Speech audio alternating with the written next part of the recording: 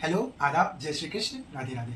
तो फाइनली ये हमारा आखिरी वीडियो है टिश्यू वाली सीरीज़ में। फाइनली लंबा हुआ, लेकिन ये बहुत बेसिक से हम एडवांस तक ले जाने का कोशिश किए हैं। आई होप आपको अच्छा लग रहा है, आप इसको यूटिलाइज कर पा रहे हो।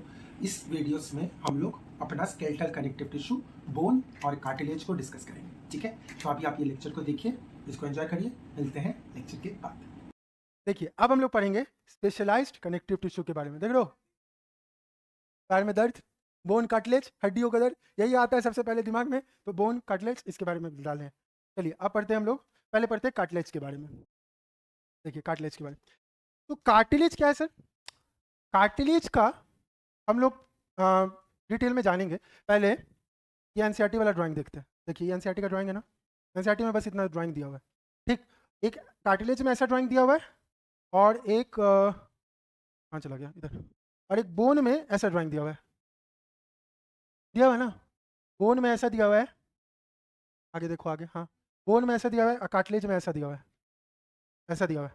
ठीक है, तो ये क्या है, देखो इसके जो कार्टिलेज में क्या होता है, ये स्पेशलाइज्ड कनेक्टिव टिश्यू है। इसमें क्या हो रहा है, तो कोलाजन फाइबर अरेंज्ड है, बहुत ज़्यादा अमाउंट में कोलाजन फाइबर होता है। और इसमें जो सेल्स होता है, कार्टिलेज का सेल्स होता है, उसको हम लोग बोलते हैं कॉन्ड्रोसाइट्स। तो ये बेसिकली क्या है, कॉन्ड्रोसाइट्स है। ठीक है, तो ये पहले कार्टिलेज का ड्राइंग है, ये याद रखो, क्योंकि कभी कभी होता है ना कि ड्राइंग से क्वेश्चन आता है। तो ये ड्राइंग उठाया और वो ड्राइंग उठाया, तो कंफ्यूजन होने लगता है ब्रेन में कि ये बोन का था कि कार्टिलेज का था, क्योंकि दोनों हम लोग साथ ही में पढ़ते हैं। ठीक है, तो ये कंफ्यूजन याद हटाओ पहले कि ये कार्टिलेज का ड्राइंग। देखो ये दिख रहे हो स्ट्रक्चर, हाँ, ऑगी एंड द कॉकरोचेस देखे हो, हाँ, ऑगी एंड द कॉकरोच में ऐसे ही इसका आँख होता है, हाँ, तो कॉकरोच का सी से कार्टिलेज, अब भूलेगा नहीं कभी ना। अरे ठीक है, कॉकरोच का आँख लग रहा है ना, हाँ, कॉकरोच नहीं, सॉरी, ऑगी का आँख लग रहा है ना, हाँ, ऑगी का आँख लग रहा है, तो इसका आँख है ना, तो ये कार्टिलेज का ड्राइंग है। ठीक, तो ये बोलिएगा मत, चलिए ये कार्टिलेज का। अब कार्टिलेज के बारे में जानते हैं। देखिए कार्टिलेज जो है, इसका सबसे पहले तो जानिए कि बाहर का कवरिंग जो होता है, आउटर मोस्ट कवरिंग, सब लोग बचपन की यादों में चले गए। आउटर मोस्ट कवरिंग, अभी बुढ़ाई नहीं हो, हाँ, अभी कार्टून देखते हो, पेरिकॉन्ड्रियम।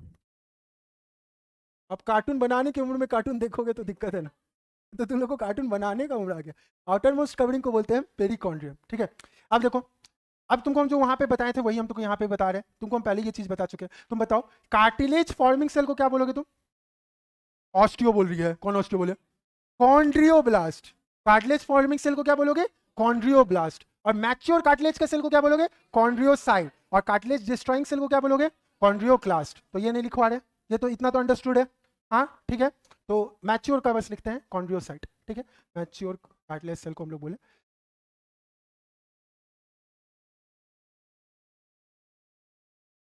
कॉन्ड्रियोसाइट।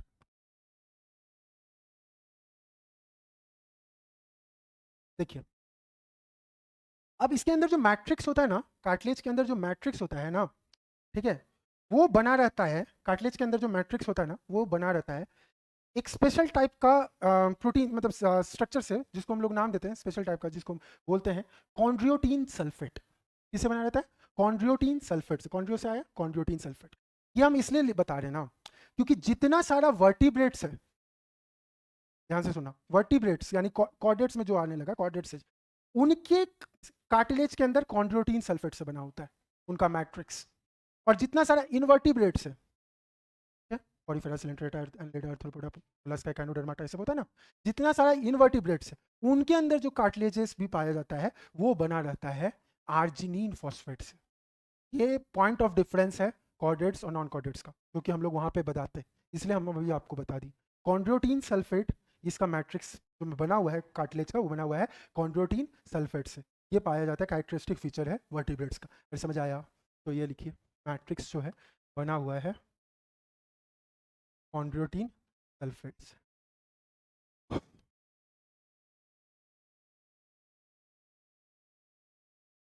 कैरेक्टरिस्टिक फीचर है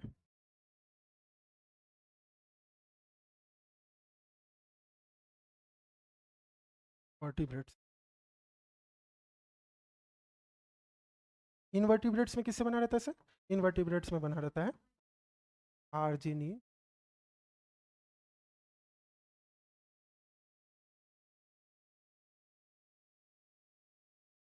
फॉस्फेट सल्फेट, दोनों होता है इसमें, फॉस्फेट होता है कहीं सल्फेट।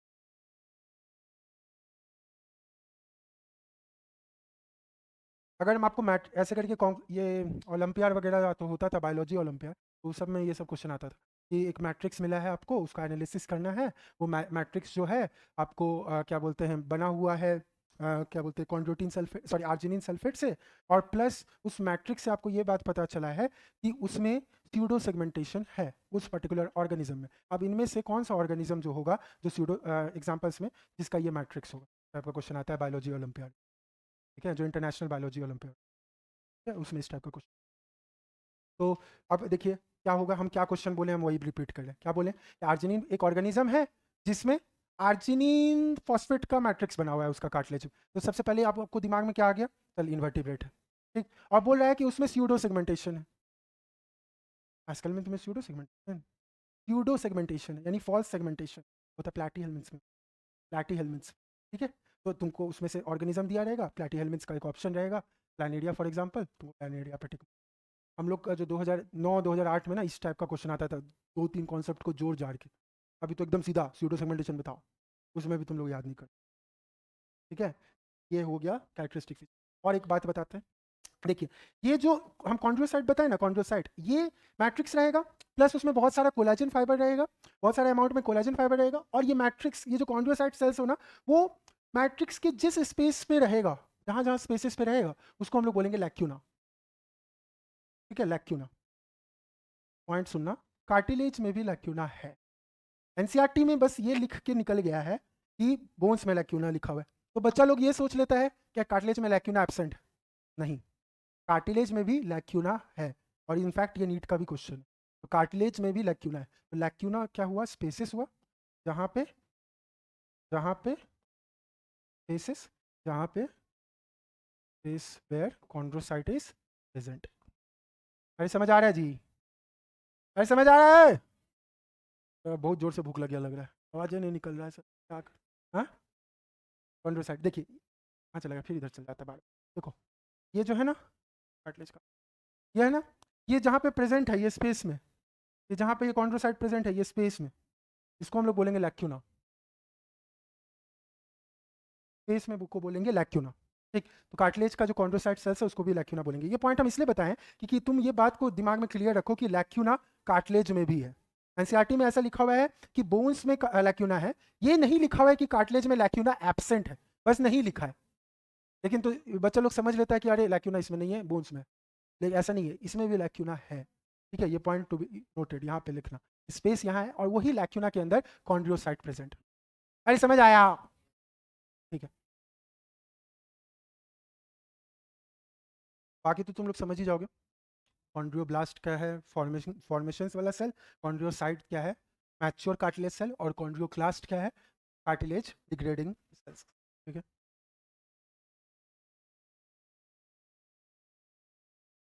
ठीक है, देखो कार्टिलेज सुंदर सुंदर लगता है ना, कॉलेज में ऐसा लगेगा, देखो कार्टिलेज ऐसा लगता है, कार्टिलेज का मैट्रिक्स है ऐसा ऐसा, और ये सब जो है ना ये स्पेसेस है ना ये कॉन्ड्रियोसाइट्स है, कॉन्ड्रियोसाइट्स लग रहा है माइटोकॉन्ड्रिया लेकिन कॉन्ड्रियोसाइट्स, ठीक है, ऐसे स्पेसेस में, और जहाँ जहाँ स्पेस ये देख रहे हो ये जेली जेली जो बन रहा है यही है तुम्हारा लैक्यूना, जहाँ पे ये कॉन्ड्रियोसाइट प्रेजेंट है, ठीक है।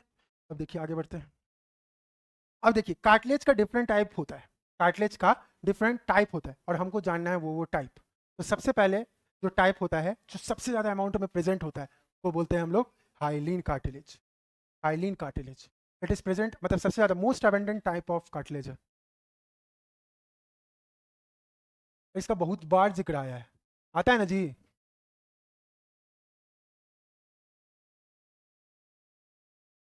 टाइप ऑफ कार्टिलेज, ठीक है, hyaline cartilage.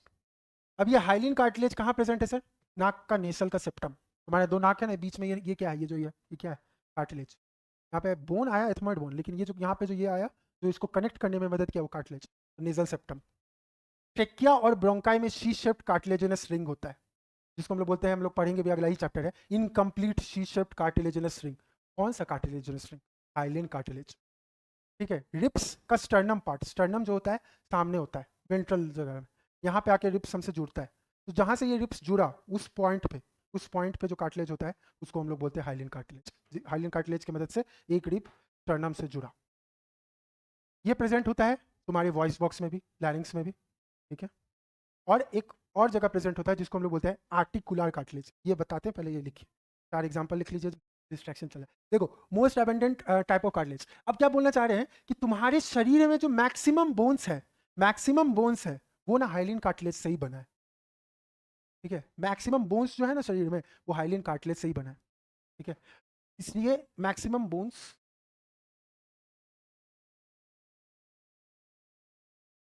derived from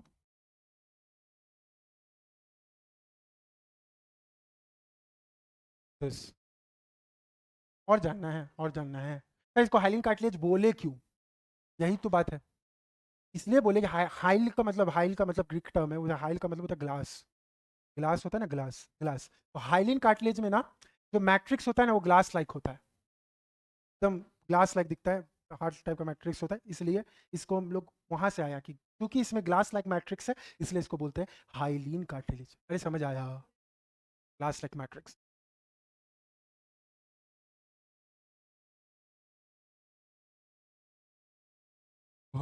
example हो गया nasal septum, C shaped rings of trachea and bronchi, external part of ribs, larynx. Articular cartilage क्या है सर? आर्टिकुलर कार्टिलेज है ना, समझाएंगे अभी, अभी लिख लो इसमें। जो बोन्स है ना, बोन्स, एक बोन्स है, वो जब दूसरे बोन से मतलब मिलता है, दूसरे बोन से जहाँ पे कनेक्शन होता है उसको हम लोग बोलते हैं आर्टिकुलेशन। ठीक है, एक बोन है, एक बोन ये है, इधर एक बोन है, इधर एक बोन है। ठीक है, ये जहाँ पे जिस पॉइंट पे मिलेगा उसको बोलते हैं हम लोग आर्टिकुलेशन। आर्टिकुलेशन उसका जो, यानी एक बोन का जो एंड वाला पार्ट है वो उस पार्ट से आर्टिकुलेट करता है, और वहाँ पे जो टाइप का कार्टिलेज प्रेजेंट होता है उसको हम लोग बोलते हैं आर्टिकुलर कार्टिलेज। और वहाँ पे भी आर्टिकुलर कार्टिलेज जो होता है वो होता है हाइलिन कार्टिलेज। ये क्या बोलेंगे, एंड ऑफ लॉन्ग बोन। अब देखिए हम आपको दिखाते हैं और अच्छे से समझ आएगा। एंड ऑफ लॉन्ग बोन,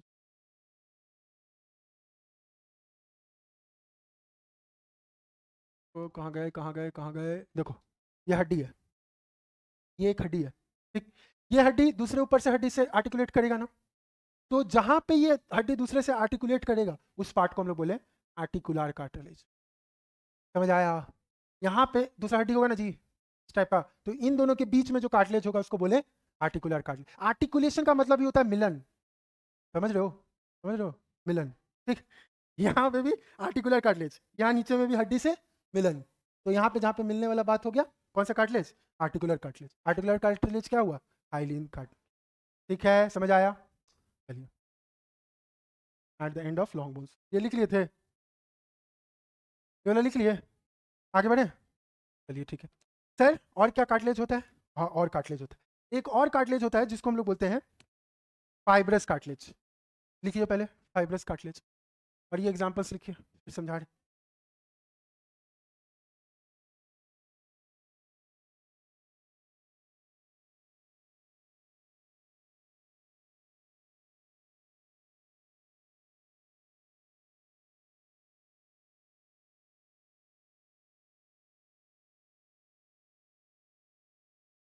जल्दी जल्दी जल्दी, ऊपर वाला लिख लीजिएगा, नीचे वाला मत लिखिएगा, ऊपर वाला लिख लीजिएगा तब हमको बोलिएगा।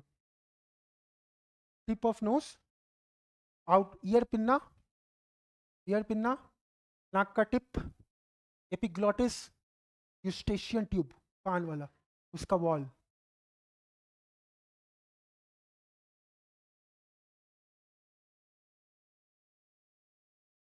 हो गया, लिख लिए?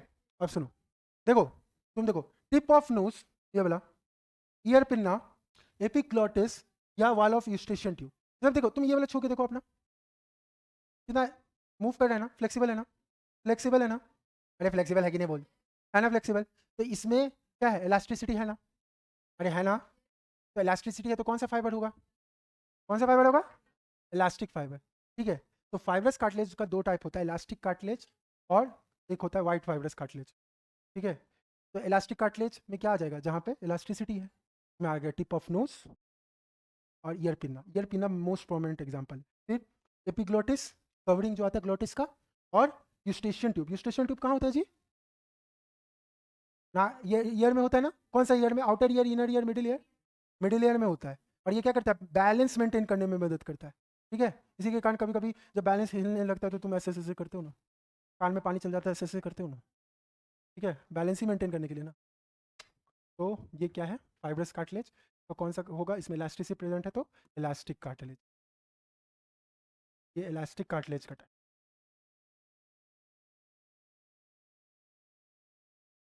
और ये अगला एग्जांपल लिखिए, ये वाला।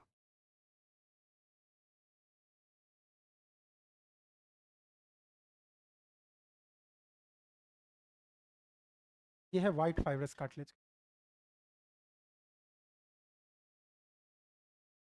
देखो जो भी हो रहा है ना अब तुम्हारे शरीर में, सबके पीछे तुम्हारे पास लॉजिक है।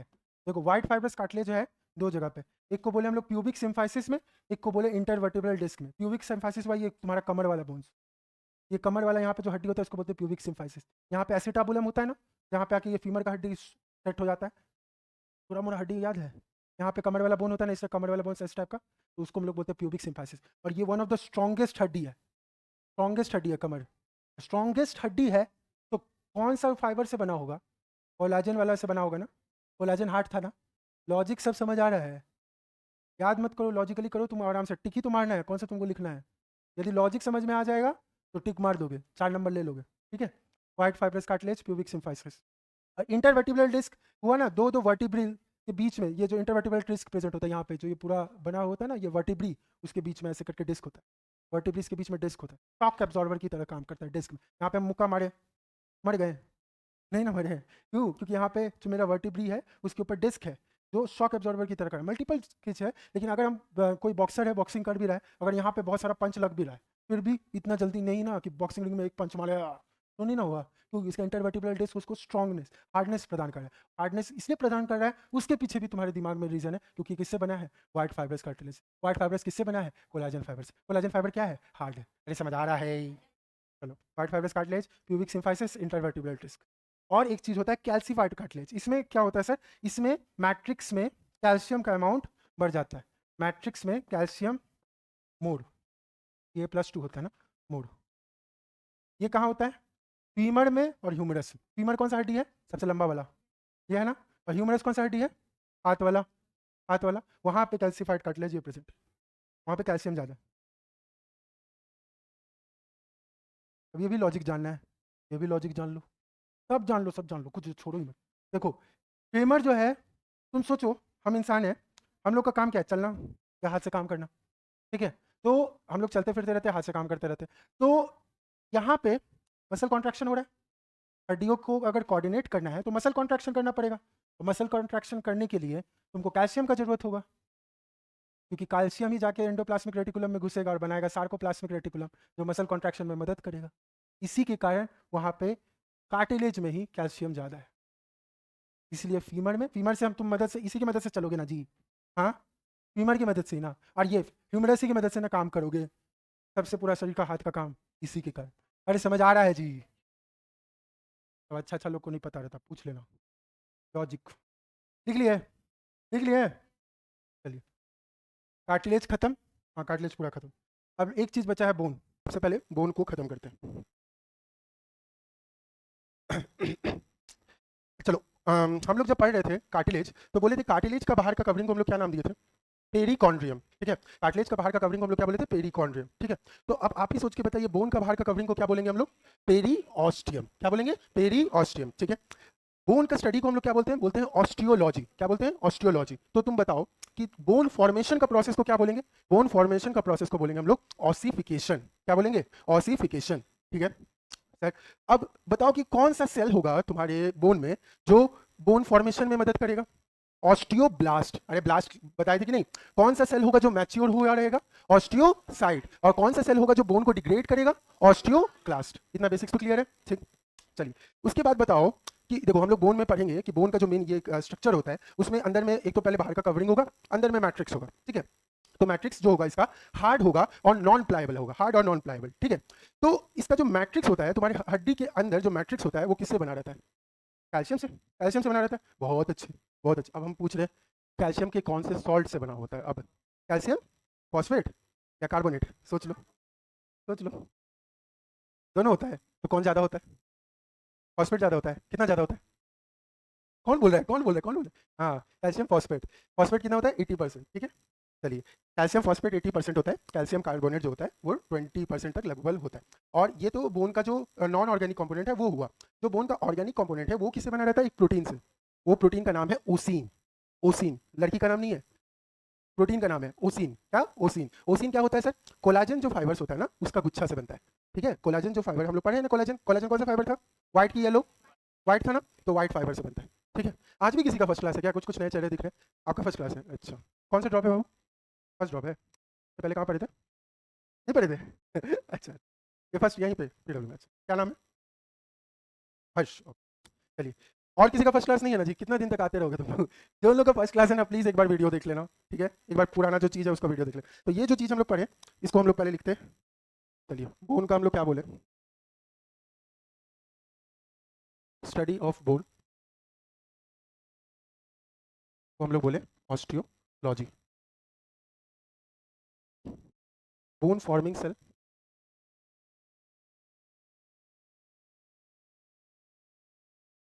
बोन फॉर्मिंग सेल कौन सा होता है? Osteoblast.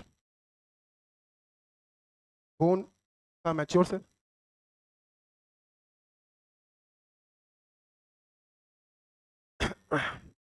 Osteocyte. Bone degrading cells, osteoblast.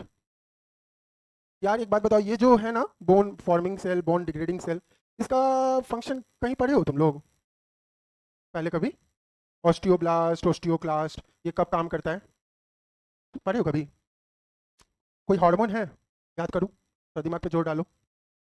Osteoporosis में तो नहीं होता है। ऑस्टियोब्लास्ट, ऑस्टियो, कोई हार्मोन है? दिमाग पे जोर डाल, जिसमें ये ऑस्टियोब्लास्ट, ऑस्टियोक्लास्ट का फॉर्मेशन होता है, एक्शन। हाँ हाँ, एलएच तो बाबू ल्यूटिनाइजिंग हो गया, वो कहाँ? रिलैक्सिन। यार तुम प्यूबर्टी के टाइम में बोन को क्या है, पार्टुलेशन के टाइम में बच्चा निकल रहा है, उसमें क्या जरूरत है हड्डी का? ठीक है, तो हार्मोन का नाम है, गेस करो, 5 रुपए, 5 रुपए, जल्दी बताओ। हाँ हाँ, हाई थायराइड? नहीं, थायराइड नहीं है। सब हार्मोन का एक एक करके सब नाम ले लेगा। हाँ, बहुत चालू, 5 रुपए जिसको मिले। और बताओ, और बताओ, कोई हार्मोन का नाम बताओ जिसमें ऑस्टियोब्लास्ट, ऑस्टियोक्लास्ट एक मैकेनिज्म होता है। हाँ हाँ हाँ, सही पकड़े हैं। कौन सा? कैल्सिटोनिन। ठीक है, कैल्सिटोनिन सुने हो? कैल्सिटोनिन नहीं सुने हो? एक चीज सुने हो, पैराथायराइड ग्लैंड। हाँ, पैराथायराइड ग्लैंड एक चीज रिलीज करता है, पैराथॉर्मोन। पैराथॉर्मोन, पैराथॉर्मोन क्या करता है? तुम्हारे खून में कैल्शियम का लेवल को बढ़ाता है। जब खून में कैल्शियम लेवल खत्म हो जाता है, मतलब डिक्रीज हो जाता है, तो पैराथायराइड ग्लैंड क्या करता है? पैराथॉर्मोन को रिलीज करता है और खून में कैल्शियम लेवल को बढ़ाता है। तो खून में कैल्शियम का लेवल कैसे बढ़ेगा जी? हड्डी है, अरे हड्डी है ना अपना, तो हड्डी में क्या है? Calcium phosphate. तो क्या करेगा खून, ये पैराथॉर्मोन हार्मोन, ये ऑस्टियोक्लास्ट का जो सेल्स है उसको एक्टिवेट कर देगा। और क्या करेगा? हड्डी डिग्रेड होना शुरू हो जाएगा धीरे धीरे करके, और डिग्रेड होकर उसका जो मैट्रिक्स है, यानी जो कैल्शियम लेवल घटा है, वो कैल्शियम लेवल खून में ज़्यादा बढ़ने लगे। समझ आया? और इसी का एंटागोनिस्ट होता है कैल्सिटोनिन। जब खून में कैल्शियम लेवल बहुत ज़्यादा हो जाता है, खून में कैल्शियम का लेवल बहुत ज़्यादा हो जाता है, तब कैल्सिटोनिन हार्मोन जो है वो काम करता है। वो क्या करता है? खून में कैल्शियम को लेवल को घटाता है। तो क्या करेगा? खून से कैल्शियम को लेके हड्डियों में डाल देगा। तो वो कौन सा सेल्स को ज़्यादा एक्टिवेट करेगा?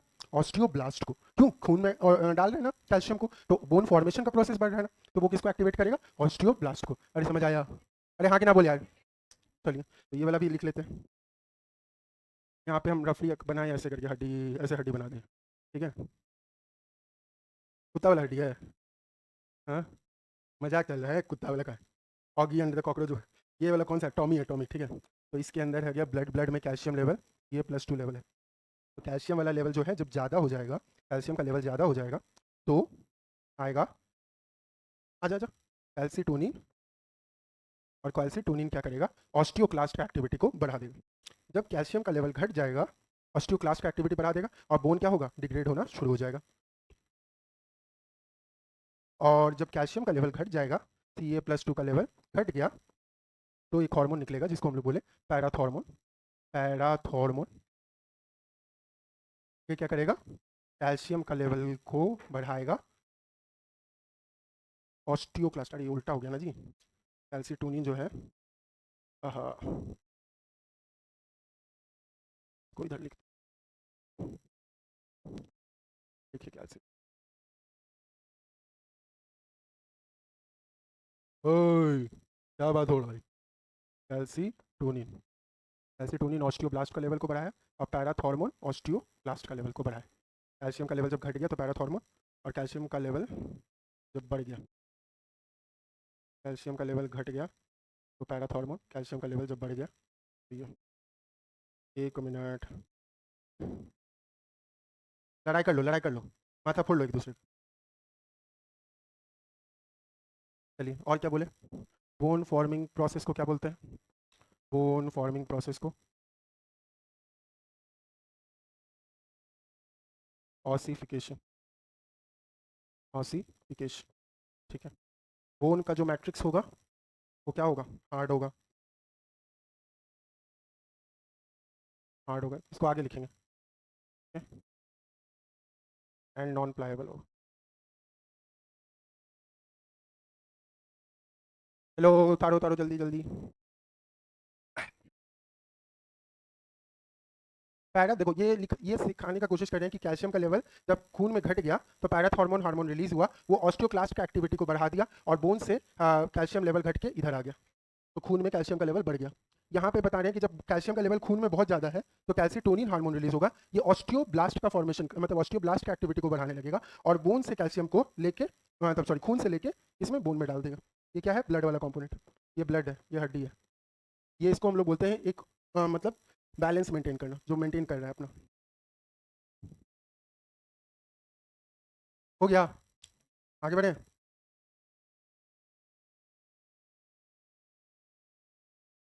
यहाँ लिखा हुआ है ओनली फॉर गर्ल्स, अच्छा ये रो नहीं लिखे हैं, चलो वो भी लिख देते हैं। आउटर मोस्ट, अच्छा अब हम लिख रहे हैं outer most covering of bone, ठीक है, इतना पढ़ा दिए हैं। अब आपको बताना है जो हम नाम लिखे हैं पेरिओस्टियम। अब आप जल्दी से बताओ हमको कि पेरिओस्टियम में कौन सा टिश्यू होगा, दिमाग पे जोर डालो पिछले क्लास का, जोर डालो। हाँ हाँ, व्हाइट फाइब्रस कनेक्टिव टिश्यू, बिल्कुल सही।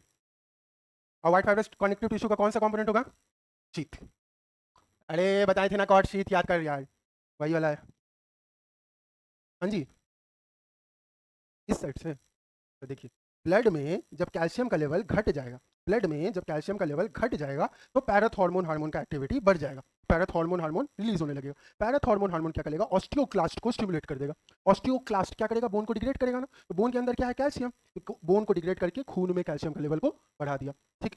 अब इसके एंटागोनिस्ट, इसके ऑपोजिट, जब ब्लड में कैल्शियम का लेवल बहुत ज़्यादा हो जाएगा, बहुत ज़्यादा हो जाएगा, तो अब तो ब्लड में जरूरत नहीं है, जितना जरूरत है उतना ही, तो ये क्या रिलीज होगा, कैल्सिटोनिन, ये जाके ऑस्टियोब्लास्ट वाला एक्टिविटी को बढ़ा देगा। तो क्या होगा कि कैल्शियम का लेवल बहुत ज़्यादा हो गया, तो अब क्या करेंगे, कैल्शियम को लेके ऑस्टियोब्लास्ट का एक्टिविटी बढ़ा देंगे, यानी बोन में डाल देंगे, तो बोन फॉर्मेशन होने लगा। इस हिसाब से ब्लड में कैल्शियम लेवल एक होम्योस्टैसिस, एक स्टेडी स्टेट, एक इक्विलिब्रियम मेंटेन करके रखता है, ठीक है। अरे हो गया, आगे बढ़े। ये वाला चीज़ जानते थे ना, पढ़े थे कि नहीं पढ़े थे, पैराथॉर्मोन कैल्सिटोनिन। पैराथॉर्मोन हार्मोन कहाँ पढ़े हो बताओ तो, कभी पढ़े हो पैराथॉर्मोन, पैराथायराइड ग्लैंड पढ़े हैं, हाँ पैराथायराइड ग्लैंड कहाँ होता है जी, थायराइड ग्लैंड इधर होता है, उसके पीछे कितना, दो पेयर में होता है ना, एक इधर दो पेयर इधर, दो पेयर इधर, थायराइड ग्लैंड इधर हुआ और इसके पीछे, ये थायराइड ग्लैंड इधर है तो इसके पीछे पैराथॉर्मोन, ठीक है। थायराइड ग्लैंड ही का जो मेन काम क्या होता है, मेटाबॉलिज्म को मेंटेन करना, ठीक है। और थायराइड का जब ज़्यादा रिलीज होने लगता है, थायरॉक्सिन हार्मोन का ज़्यादा रिलीज होने लगता है, तो उसको बीमारी को क्या बोलते हैं हम लोग, ग्वाइटर, बिल्कुल। चलो आप गूगली बताओ, एक ग्वाइटर होता है जो थायराइड हार्मोन के ज़्यादा रिलीज के कारण होता है, और एक ग्वाइटर होता है जो थायराइड हार्मोन के कम रिलीज के कारण होता है, पता था। थायराइड एक को बोलते हैं हम लोग एक्सोप्थैल्मिक ग्वाइटर और एक को बोलते हैं बस ग्वाइटर, ठीक है। एक ग्वाइटर होता है जो थायराइड हार्मोन के ज़्यादा के रिलीज के कारण होता है, ठीक है, हाइपोथायरॉइडिज्म के कारण हुआ एक्सोप्थैल्मिक ग्वाइटर, हाइपरथायरॉइडिज्म के कारण हुआ सिर्फ ग्वाइटर। और यही जब एडल्ट में बन जाता है तो इसको बोलते हैं माइक्सोडिमा, ठीक है, कम होता है तो बोलते हैं क्रिटिनिज्म। थायराइड का काम क्या होता है, तुम्हारे शरीर का बीएमआर, बेसल मेटाबॉलिक रेट को मेंटेन करके रखना। बेसल मेटाबॉलिक रेट का मतलब क्या हुआ सर, मतलब तुम्हारे शरीर को जितना एनर्जी चाहिए, एनर्जी बनाना, ठीक है, रफली जितना एनर्जी चाहिए एनर्जी बनाना। सर एनर्जी कैसे बढ़ाएगा सर, तुम्हारे शरीर में माइटोकॉन्ड्रिया का प्रोडक्शन बढ़ा देगा। माइटोकॉन्ड्रिया क्या है sir, powerhouse of the cell, तो powerhouse of the cell होगा तो क्या होगा, एनर्जी ज़्यादा बनेगा, एनर्जी ज़्यादा बनेगा, इस हिसाब से वो बीएमआर को, thyroid gland thyroxine hormone maintain करके रखता है।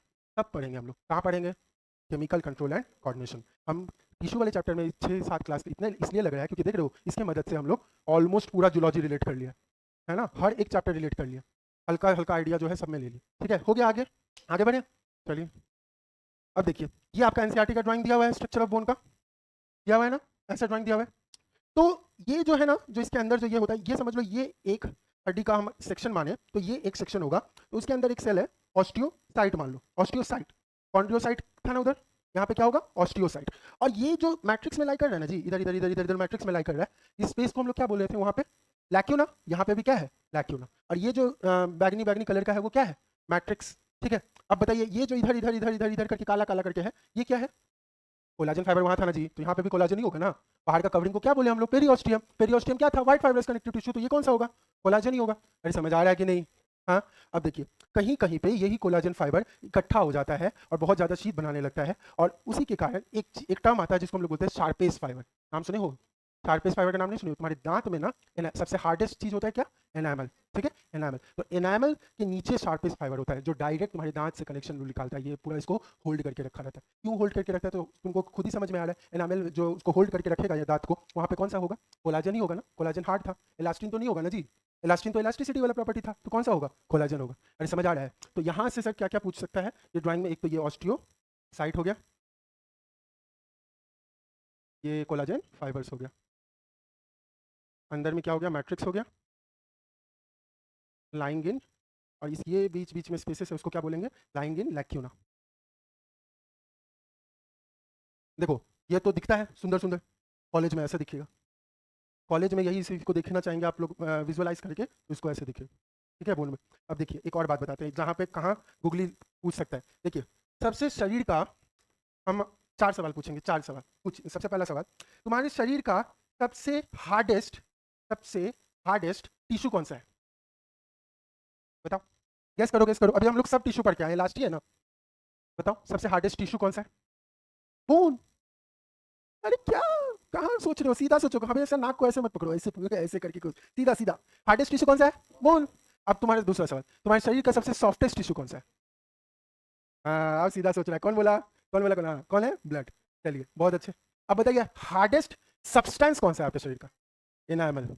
और सॉफ्टेस्ट सब्सटेंस कौन सा है? कार्टिलेज बोल रही है। अरे softest tissue blood, softest substance भी ब्लड। तुम्हारे शरीर में ब्लड से सॉफ्ट क्या है जी? वो तो लिक्विड है ना। अरे समझ आ रहा है? यहाँ 4 सवाल आया, ये 4 सवाल पूछा गया है ये प्रीवियस ईयर में। ठीक है यहाँ लिख देते हैं। हार्डेस्ट टिश्यू कौन सा है? बोन।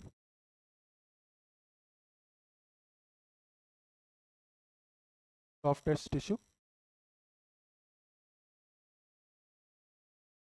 Hardest substance. अरे क्या हो रहा है? टिफिन भी खोल दीजिए। हाँ इधर घूमते हैं कि तुम लोग का होना चालू हो जाता है? नहीं, लड़ाई करो तब तो मजा है। सॉफ्टेस्ट सब्सटेंस, हार्डेस्ट टिश्यू हो गया कौन सा? बोन। सॉफ्टेस्ट टिश्यू कौन सा हो गया? ब्लड। हार्डेस्ट सब्सटेंस कौन सा हो गया? एनामल। और सॉफ्टेस्ट सब्सटेंस कौन सा हो गया? ब्लड। एनामल कौन से सेल से बनता है पता है? हाँ एमाइलोब्लास्ट। पक्का? पक्का? पक्का? लॉक कर दिया जाए? 10,000 के लिए सवाल लॉक कर दे? सही है एमाइलोब्लास्ट के लिए। लेकिन उसका भी ना 2 सेल्स होता है बाबू, हम लोग बताएंगे डाइजेशन। एमाइलोब्लास्ट, एमिलोब्लास्ट और एमाइलोब्लास्ट दोनों फर्क होता है। ठीक है लिख लिए? ये ड्राइंग में आपका एनसीईआरटी वाला ड्राइंग है, इसमें लेबलिंग कर लीजिएगा अगर एनसीईआरटी है तो। एनसीईआरटी देखिए सिंपल से बना के छोड़ दिया, एनसीईआरटी वाले में लेबलिंग कर लीजिएगा। टिश्यू ही हटा दिया तो पुराना वाला एनसीईआरटी होगा ना? रॉग है ना? रहने दो, जब तक एनटीए नहीं आएगा, एनटीए का नोटिफिकेशन नहीं आएगा, हम लोग तब तक तो मतलब थोड़ी है कि नहीं पढ़ेंगे। टिश्यू से हर साल 2 सवाल आता है और कॉकरोच से 1 सवाल आता है। ठीक है तो कॉकरोच तो पढ़ेंगे। ये वाला एनसीईआरटी में लेबलिंग कर लीजिएगा, अगर नहीं है तो हल्का रफ बना के अपने कॉपी में ही लेबलिंग कर लीजिए। हाँ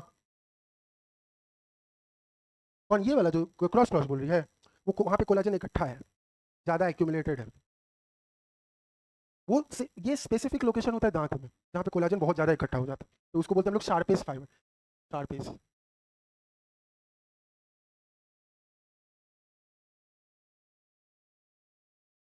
अब तुमको थोड़ा थोड़ा सब कुछ का पीछे लॉजिक है। अब तुम सोचो, कोलाजन फाइबर को हम लास्ट क्लास में बताए थे ना, एजिंग से रिलेटेड है।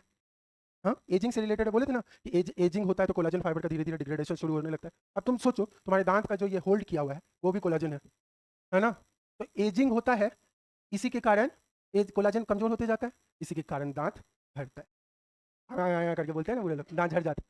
सबके पीछे का रीजन है बायोलॉजिकली। ठीक है हो गया, आगे बढ़े? हो गया जी?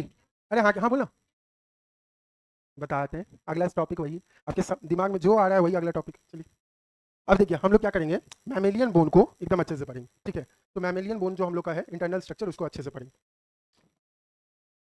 देखिए इसमें हम लोग पहले तो बात कर लिया मैट्रिक्स के बारे में। सर मैट्रिक्स क्या था? मैट्रिक्स क्या था, किस चीज़ से बना हुआ था? एक तो इनऑर्गेनिक कंपोनेंट से और ऑर्गेनिक कंपोनेंट से। सर ऑर्गेनिक कंपोनेंट से। सर इनऑर्गेनिक कंपोनेंट किससे बना हुआ था? कैल्शियम से सर, कैल्शियम से। किससे बना हुआ था? कैल्शियम। कैल्शियम के कौन से सॉल्ट से बना हुआ था? कैल्शियम फॉस्फेट से, CA3PO4 होगा ना जी, calcium phosphate, calcium phosphate.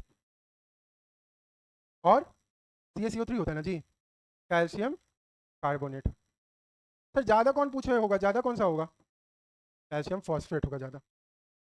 Calcium phosphate कितना ज़्यादा होगा सर? 80%। कैल्शियम कार्बोनेट कितना होगा? 20%, बाकी बच गया।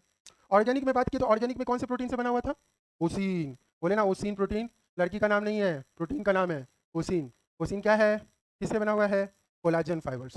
कोलाजन फाइबर एक्यूमुलेशन के कारण ओसीन प्रोटीन बना हुआ। अरे समझ आया? कुछ याद करने की जरूरत नहीं है, ध्यान से देखिए सब समझ। अब देखिए, हड्डी को जो इंटरनल स्ट्रक्चर है, हड्डी का जो इंटरनल स्ट्रक्चर है ना, उसको जब हम अगर विजुअलाइज करें ना, देखो ये एक हड्डी है, ठीक है, ये हड्डी का इंटरनल स्ट्रक्चर हम विजुअलाइज करें तो क्या करेंगे? जो वो पिछले वाला जो ड्राइंग था ना जी, जो वो वाला, वो ड्राइंग है ना कि हड्डी ऐसे है ना, तो इसको ट्रांसवर्सली काटो, ऊपर से काटो, ठीक है, वैसे ऊपर से काटो, ऐसे करके इधर से बीच से काटो, जैसे खीरा को काटते हैं ना, तो ऊपर से काट देंगे तो ऐसे करके अंदर दिखेगा ना गोल गोल खीरा का उधर। हाँ, तो वैसे ही इंटरनली काटे, तब जाके ये दिखा, इस टाइप का दिखा, उसको ऊपर विजुअलाइज किया हड्डी को, तब दिखा। तो इसमें जो ये जैसे अरेंजमेंट है ना, जैसे अरेंजमेंट है ये सब सेल्स का, ये सेल बीच में हुआ, इधर इधर ये हुआ, इधर एक चीज दिखा, इधर एक चीज दिखा, मतलब एक तो इधर है, एक इधर है, एक इधर है, सिमिलर इधर होगा, सिमिलर इधर होगा, सिमिलर इधर होगा, वैसे ही उधर होगा। तो ये जो प्रॉपर अरेंजमेंट है ना, इसको हम लोग बोलते हैं लैमेलर सिस्टम। क्या बोलते हैं? लैमेलर सिस्टम, अरेंजमेंट को। ठीक है, अब ये लैमेलर सिस्टम में दो टर्म आता है, एक को बोलते हैं हम लोग वोकमैन्स कैनाल, और एक को बोलते हैं हम लोग हैवर्शियन कैनाल। नाम सुना है? वोकमैन्स कैनाल और हैवर्शियन कैनाल, लैमेलर सिस्टम में ये टर्म आता है, वोकमैन्स कैनाल, हैवर्शियन कैनाल। सर इसमें क्या जानना है? बस आपको जानना है, देखिए जो कैनाल सिस्टम है, अगर हड्डी को हम लोग ऐसे सीधा, इसको हम लोग ऐसे बोलें, ये जो है इसको हम लोग ऐसे बोलें, हड्डी इसको हम, ये मान लो ड्राइंग को ऐसे निकाल लिए, ऐसे करके रखें, तो ये जो है ये एक हड्डी का होगा, है ना, एक हड्डी का होगा। समझ में आ रहा है हम क्या बोलना चाह रहे हैं? तो एक हड्डी का होगा, तो जो कैनाल लॉन्गिट्यूडनल है उसको बोले हम लोग वॉकमैन्स कैनाल, और जो कैनाल इधर है, इधर है, इधर इधर इधर इधर, यानी हॉरिजॉन्टल है, उसको बोले हम लोग हैवर्शियन कैनाल। बस इतना याद रखना, एक बार बस ये क्वेश्चन आया, लॉन्गिट्यूडनल है तो ये, हॉरिजॉन्टल है तो ये। फिर समझ आया? लैमिलर सिस्टम क्लियर हुआ? यही है लैमिलर सिस्टम। क्या बोले sir lamellar system? Sir the arrangement of osteocyte, different types of bone cells along with the collagen fibre in a mammalian bone, जिस तरीके से अरेंजमेंट होता है उसको हम लोग बोलते हैं लैमिलर सिस्टम। इसमें तुम कॉलेज में जाओगे तो फिर पढ़ोगे लैमिलर सिस्टम को डिटेल में, कि लैमिलर सिस्टम भी 3 टाइप का होता है, सर्कमफेरेंशियल लैमेला, इंटरस्टिशियल लैमेला। छोड़ो, कॉलेज के लिए, एमबीबीएस के लिए, यहाँ पे बस आपको इतना जानना है, एक बार बस क्वेश्चन आया है एम्स में हैवर्शियन कैनाल के बारे में, और इसलिए हम बोल दिए हैवर्शियन कैनाल और वोकमैन्स कैनाल, कौन सा लॉन्गिट्यूडनल अरेंजमेंट है और कौन सा ट्रांसवर्स अरेंजमेंट। अरे समझ आया जी? अरे हाँ कि ना बोले यार, मेरा तबीयत खराब, तुम लोग का भी है, एनर्जी काहे नहीं दिखा रहे हो? लैमिनेशन कैनाल, लैमिनर कैनाल, चलिए लिखते हैं इसको।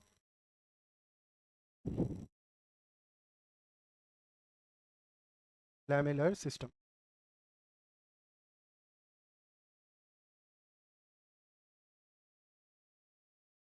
The arrangement of osteocyte, osteocyte along with collagen fibre. इसको हम लोग 3 टाइप्स में पढ़ते हैं, 3 टाइप्स।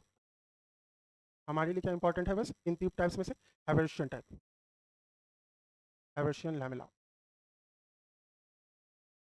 इसमें हमको क्या जानना है? 2 कैनाल के बारे में, हैवर्शियन कैनाल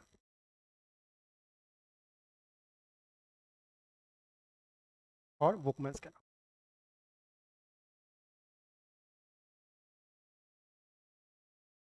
ये लिखिए जल्दी।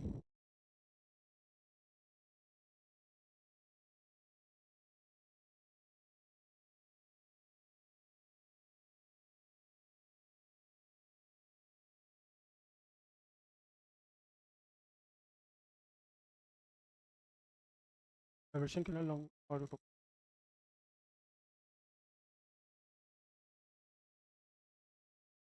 लिख लिया, यहाँ पे एक पॉइंट ऐड कर लिया, ये लॉन्गिट्यूडनल, ये ट्रांसफर। सर ये भूल जाएंगे अगर, कैसे याद रखेंगे? देखिए इसमें वोकमैन्स का वी है ना, ट्रांसवर्स में वी है ना, तो ट्रांसवर्स कैनाल, वोकमैन्स कैनाल। लॉन्गिट्यूडनल कौन सा कैनाल? Haversian canal. अरे समझ आया? जल्दी जल्दी।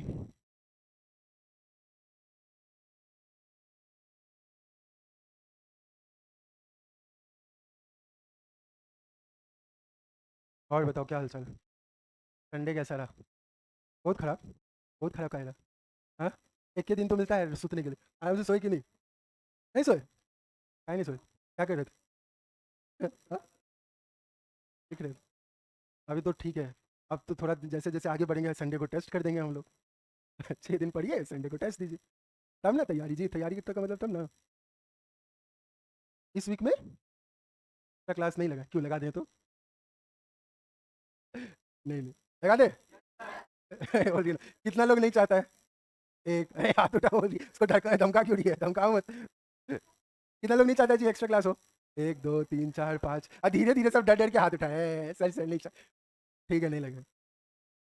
हाँ, अरे नहीं, आप लोगों का सिलेबस हमको बस करना था, इस हफ्ते तक कॉकरोच खत्म करना था, हो जाएगा आराम से, हो जाएगा 2 क्लास में, 3 क्लास में तो हो जाएगा आराम से। एक एक क्वेश्चन के लिए हम वैसे भी ज़्यादा मेहनत करने वाले हैं नहीं, ठीक है? तो 2 क्लास में कॉकरोच खत्म हो जाए तो नहीं जरूरत पड़े। लिख लिया, आगे बढ़े। हाँ, हो गया ना, आगे बढ़ते हैं। देखिए, अब हम लोग ना एक हड्डी को विजुअलाइज करते हैं, जो हड्डी है उसको विजुअलाइज करते हैं। देखो, इसमें तुमको बहुत कुछ याद रखना, बहुत कुछ याद रखना, ये करना। ये एक नॉर्मल हड्डी है, ह्यूमरस वाला हड्डी है, वैसे ये छोटे बच्चे का है, उसमें है, उसको उठा के लाए। ठीक, देखो हड्डी का ना, जो भी नॉर्मल हड्डी है मैमेलियन बोन का, उसका 3 कंपोनेंट होता है। ये 3 कंपोनेंट आपको याद रखना है। 3 कंपोनेंट होता है। एक कंपोनेंट को बोलते हैं हम लोग एपीफाइसिस, सेकंड कंपोनेंट को बोलते हैं हम लोग मेटाफाइसिस, और थर्ड कंपोनेंट को बोलते हैं हम लोग डायफाइसिस। इधर देखिए सर, क्या होता है, देखिए ये वाला कंपोनेंट है एपीफाइसिस, ऊपर वाला जहां पे है आर्टिकुलेट कर रहा है दूसरे हड्डी से। यहाँ पे एक हड्डी है, इसके इस साइड एक और हड्डी होगा ना जी, जहाँ पे मिल रहा है, जहाँ पे आर्टिकुलेट कर रहा है, वहां पे हम लोग बोले एपीफाइसिस। एपीफाइसिस ऊपर वाला पार्ट, बीच वाले पार्ट को बोले हम लोग मेटाफाइसिस। और ये मेटाफाइसिस क्या है ना, रीजन ऑफ ग्रोथ। यहाँ इसके थ्रू ना हड्डी, जो छोटा बच्चा में होता है वैसे इसके थ्रू ये ग्रोथ करता है हड्डी का, ठीक है? छोटे बच्चे में ये मेटाफाइसिस होता है। और फिर प्रोक्सिमल, ये जो लंबा जो मेन हड्डी का पार्ट है उसको बोले हम लोग डायफाइसिस। इसको बोलते हैं हम लोग शाफ्ट। शाफ्ट जो हड्डी का मेन कंपोनेंट है, जो लंबा वाला, उसको बोले हम लोग डायफाइसिस, ठीक है? Epiphysis, metaphysis, diaphysis. सर ये क्यों बता रहे हैं आप? इसलिए बता रहे हैं क्योंकि एक बार एम्स में क्वेश्चन आया है कि मैमेलियन एडल्ट हड्डी का कितना पार्ट होता है। तो ऑप्शन था 1 पार्ट, 2 पार्ट, 3 पार्ट, 4 पार्ट। देखिए अभी हम आपको क्या बताएं, ध्यान से सुनिएगा। यहाँ पे मेटाफाइसिस जो है, मेटाफाइसिस वाला जो रीजन है, ये रीजन है ग्रोथ का। ग्रोथ कब तक होगा? छोटे बच्चे में होगा। छोटा बच्चा है, उसका हड्डी ग्रोथ होगा तभी तो वो बड़ा होगा। अब मेरा हड्डी का थोड़ी ग्रोथ होगा, और कितना लंबे होंगे? जब आप एडल्ट हो गए उसके बाद आपका हड्डी का ग्रोथ तो रुक गया। तो जो एडल्ट बोन है उसमें मेटाफाइसिस वाला रीजन नहीं होगा, यानी रीजन ऑफ ग्रोथ नहीं होगा। यानी कि छोटे बच्चे का अगर हड्डी को हम लोग बांट के पढ़े तो उसको हम लोग 3 पार्ट में बांटेंगे, और एडल्ट वाले को 2 पार्ट में बांटेंगे। ये समझ आ रहा है? कुछ कुछ रिलेट हो रहा है मेटाफाइसिस रीजन यहाँ पे, जो रीजन ऑफ ग्रोथ। इसी टाइप का रीजन ऑफ ग्रोथ एक और जगह है, याद करो कहाँ है, पूरा बायोलॉजी में याद करो। ऐसे रीजन ऑफ ग्रोथ कहीं और है? हाँ, got it right, meristem. Meristem, अरे रूट, रूट का याद है स्ट्रक्चर, रूट उसमें है ना एक region of maturation, region of elongation. अरे याद आया। तो जैसे प्लांट का रूट है वैसे तुम्हारा हड्डी है। समझ आ रहा है? अच्छा क्वेश्चन बनाना होगा तो कहाँ कहाँ से रिलेट कर सकता है। हम लोग को तो सब चीज़ के लिए रेडी रहना है ना। एक्सट्रीम से एक्सट्रीम सिचुएशन, क्या पता उस रात में उसका बीवी से बहुत गंदा झगड़ा हो गया हो, है ना? तो अगर वो घटिया क्वेश्चन बना दिया तो फिर तो हम लोग गए। तो हम लोग, आप लोग नहीं जाएंगे क्योंकि आप लोग सब कुछ पढ़ रहे हैं, ठीक है? तो यहाँ पे हम लोग क्या बोले, एक को बोले एपीफाइसिस, मेटाफाइसिस, डायफाइसिस। अच्छा एक और पॉइंट सुन लो, उसके बाद लिखते हैं। देखो एपीफाइसिस वाला जो रीजन होता है ना जी, एपीफाइसिस और मेटाफाइसिस, देखिए इसको हम मेटाफाइसिस ही बोल रहे हैं क्योंकि ये तो क्या बोलते हैं, बाद में एपीफाइसिस वाला ही रीजन आ जाता है। तो ये पूरा रीजन एपीफाइसिस वाला रीजन। तो एपीफाइसिस वाले रीजन में ना रेड बोन मैरो होता है। क्या होता है? Red bone marrow. Red bone marrow में क्या होता है? बोन का, ब्लड का फॉर्मेशन, ठीक है? ब्लड का फॉर्मेशन होता है रेड बोन मैरो में। यहीं पे 2 टर्म आता है। ब्लड का फॉर्मेशन को हम लोग क्या बोलते हैं? ब्लड फॉर्मिंग का प्रोसेस को क्या बोलते हैं? एरिथ्रोपोइसिस। आरबीसी वाले को देखो कंफ्यूजन होता है, इसलिए हम ये पॉइंट बोलते हैं। आरबीसी का फॉर्मेशन वाला प्रोसेस को बोलते हैं हम लोग, आरबीसी लाल है, लाल है ना जी, तो लाल के लिए यूज करते हैं एरिथ्रो, तो बोलेंगे एरिथ्रोपोइसिस। लेकिन जहां पे खून का बात हो रहा है, खून का फॉर्मेशन वाला प्रोसेस, तो उसके लिए कौन सा टर्म यूज करते हैं? हीमोपोइसिस। अरे समझा, हीमोपोइसिस, हीम कंपोनेंट होता है ना खून में, क्या होता है? हीमोग्लोबिन। तो इसलिए बोले हीमोपोइसिस मतलब पूरा खून का फॉर्मेशन, और एरिथ्रोपोइसिस का मतलब सिर्फ आरबीसी का फॉर्मेशन। तो रेड बोन मैरो में क्या होगा? एरिथ्रोपोइसिस नहीं, इसमें हम लोग बोलेंगे कि एक तरीके से पूरा खून का फॉर्मेशन होता है, तो हीमोपोइसिस होगा। अरे समझ आया? तो रेड बोन मैरो रहता है, कुछ कुछ अमाउंट में रहता है। जैसे छोटा बच्चा हुआ ना, छोटे बच्चे की हड्डी में रेड बोन मैरो रहेगा, कम अमाउंट में रहेगा। जैसे जैसे वो बढ़ता रहेगा, अब क्या होगा, इसका जो ये वाला कंपोनेंट देख रहे हो, ये वाला जो मेन शाफ्ट वाला, शाफ्ट वाला कंपोनेंट, ये शाफ्ट वाले कंपोनेंट के अंदर होता है येलो बोन मैरो। यहाँ है रेड बोन मैरो, यहाँ है येलो बोन मैरो। जैसे जैसे बड़ा होते जाएगा येलो बोन मैरो कन्वर्ट होते जाएगा रेड बोन मैरो। समझ आ रहा है? बड़ा होगा तो खून भी तो ज्यादा शरीर में लगेगा, तो खून ज्यादा शरीर में लगेगा तो बोन मैरो का ज्यादा जरूरत होगा ना जी, तो क्या होगा? येलो बोन मैरो कन्वर्ट हो जाएगा रेड बोन मैरो। अरे समझ आया? अरे हाँ कि ना बोले यार? ठीक। अब देखिए एक और पॉइंट हम यहीं पे बता दे रहे हैं। देखिए ये जो बाहर का, ये जो बीच का जो डायफाइसिस है, ये डायफाइसिस वाला कंपोनेंट है, इसमें बाहर की तरफ जो हड्डी का कवरिंग है उसको हम लोग बोले पेरियोस्टियम, ठीक है। अंदर की तरफ भी ना, अंदर की तरफ भी एक कवरिंग होता है जिसके अंदर ये येलो बोन मैरो रहता है। तो अंदर की तरफ जो कवरिंग होता है ना हड्डी का, उसको हम लोग बोलते हैं एंडोऑस्टियम। बाहर की तरफ पेरियोस्टियम, अंदर की तरफ एंडोऑस्टियम। और ये सिर्फ ये शाफ्ट में, डायफाइसिस वाले शाफ्ट में प्रेजेंट होता है। तो दो कवरिंग, इसी के कारण इस वाले कंपोनेंट को हम लोग बोलते हैं कॉम्पैक्ट बोन, समझा। और जो ऊपर है, ऊपर में जहां पे ये आर्टिकुलेट कर रहा है, दूसरे हड्डी से मिल रहा है, वहां पे पेरियोस्टियम वाला कंपोनेंट नहीं होता है, यानी एपिफाइसिस में पेरियोस्टियम नहीं होता है। तो वो कॉम्पैक्ट हो पाएगा क्या? प्लस रेड बोन मैरो से भरा हुआ है, तो कॉम्पैक्ट हो पाएगा नहीं, तो उसको बोलते हैं हम लोग स्पॉन्जी बोन। सुना है ना, कॉम्पैक्ट बोन, स्पॉन्जी बोन, ये चीज यहाँ पे कंफ्यूजन होता है। तो चलो को एक बार ये टर्म्स आता भी है, कॉम्पैक्ट बोन, स्पॉन्जी बोन। अरे समझ आया, इतना ही आपको हड्डी के बारे में जानना, ठीक है। चलिए लिखते हैं।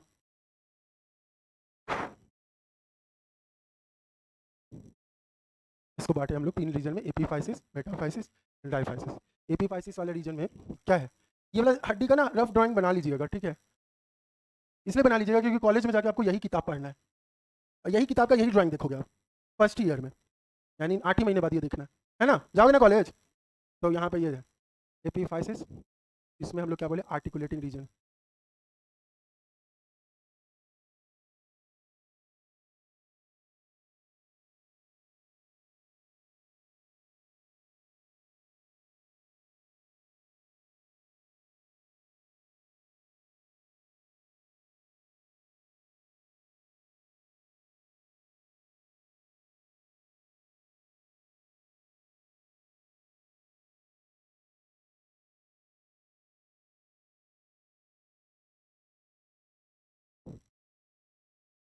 इसी में लिख देते हैं, यहाँ पे रेड बोन मैरो है, ये देखो ये हड्डी का बना लेना, और ये वाला लेबलिंग जरूर कर लेना, रेड बोन मैरो प्रेजेंट। तो एपीफाइसिस जो यंग में होगा, यंग में, क्या बात है, क्या बात है, क्या बात, बर्तन टूट रहे, 3 पार्ट्स,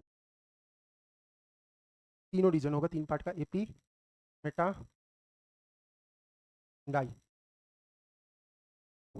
एडल्ट में 2 पार्ट्स, एपी और डाई।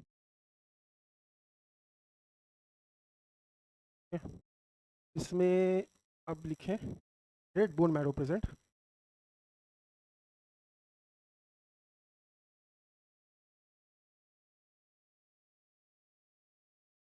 और इसमें लिखें shaft of yellow bone marrow.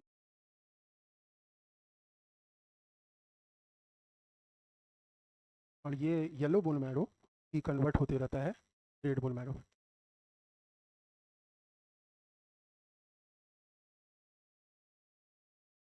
Absent in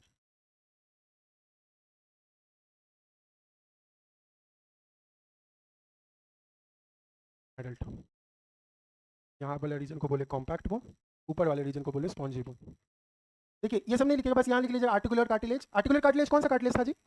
hyaline cartilage था ना, hyaline cartilage, spongy bone, compact bone, ठीक है। और यहाँ पे भी देखिए नीचे में वही आर्टिकुलर कार्टिलेज। हाँ लीजिए ना, पूरा साइड ही हो जाता है। लिखो लिखो लिखो, ये मिल गया मॉड्यूल। जानते हो ये मॉड्यूल वाला ना क्वेश्चंस वगैरह हम लोग बनाए नोएडा में, सारा इसका क्वेश्चंस वगैरह जो तुम लोग का मॉड्यूल का, पिछले बार का मॉड्यूल का जो है ना, उसमें से बहुत सारा क्वेश्चन हटा दी, गलत गलत था। वैसे इसमें भी गलत होगा कुछ कुछ, ऐसा थोड़ी बोल रहे कि सही है लिखो ना, गलत होगा।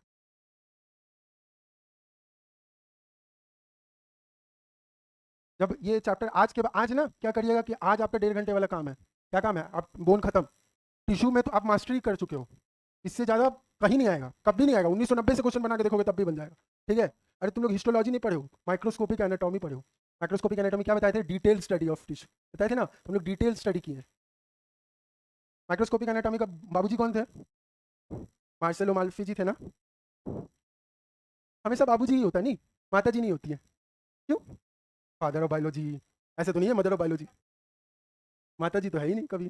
Father of zoology, father of zoology कौन है? कौन है? अरिस्टोटल चचा, अरिस्टोटल चचा। फादर ऑफ बायोलॉजी कौन है? अरिस्टोटल चचा ही है ना, नहीं मुझदारी वाले, ठीक है वही है। और फादर ऑफ बॉटनी कौन है? सही जा रहे हो, सही जा रहे हो, बताओ बताओ बताओ, दिमाग पे जोर डालो। फादर ऑफ बॉटनी कौन है? नहीं पूछेगा, कभी नहीं पूछेगा, ज्ञान के लिए बता रहे हैं। फादर ऑफ बॉटनी कौन है? बॉटनी के, अरे तुम लोग बॉटनी पढ़े, बॉटनी के बाबूजी के बारे में नहीं जानते हो? बस पढ़े जा रहे हो उसके बेटा पूरे पुत्र के बारे में, बाबूजी के बारे में, जो बनाए बॉटनी को वही। थियोफ्रास्टस नाम सुना है? Theophrastus father of Indian botany कौन है पता है? इंडियन बॉटनी, इंडिया में जो बॉटनी का ये पढ़ाई चालू किया गया वो कौन है? अरुण शर्मा नहीं, अरुण शर्मा तो भाई नहीं बॉटनिस्ट है। हेनरी सेंटापो, विलियम हेनरी सेंटापो, नहीं सुना कभी? इंडिया में बॉटनी वही शुरू किए थे, बॉटनी का पढ़ाई।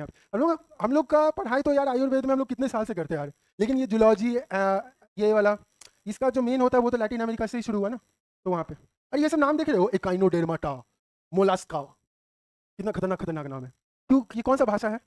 बायो कौन सा भाषा में है? कौन सा है? लैटिन में। कभी सोचा लैटिन में क्यों है? डेड लैंग्वेज है। डेड लैंग्वेज का मतलब क्या, मरा हुआ है? हाँ सही बोला, सही बोला। लैटिन जो तुम्हारा बायोलॉजी का नाम सब इतना कठिन कठिन इसलिए है ना, क्योंकि लैटिन में जो है, लैटिन एक डेड लैंग्वेज है। डेड लैंग्वेज मतलब हुआ कि इसमें चेंज नहीं होता है, कुछ नया वर्ड ऐड नहीं होता है, ठीक है। इंग्लिश डेड लैंग्वेज है क्या? नहीं। पिछले साल कोरोना हुआ, एक नया टर्म बन गया क्वारंटीन। क्वारंटीन करके कोई टर्म नहीं था पहले, नया टर्म बन गया क्वारंटीन। तो बायोलॉजी को इसीलिए उस लैंग्वेज में लिखा गया, लैटिन में, ताकि उसमें चेंज ना हो, पुराने से लेके अभी चलता है। एक और लैंग्वेज है जो डेड है, संस्कृत, अपना संस्कृत, संस्कृत डेड लैंग्वेज, ठीक है। हो गया, आगे बढ़े, हो गया, चलिए। वेट सर, शाफ्ट, शाफ्ट मारने वाला शाफ्ट, शाफ्ट।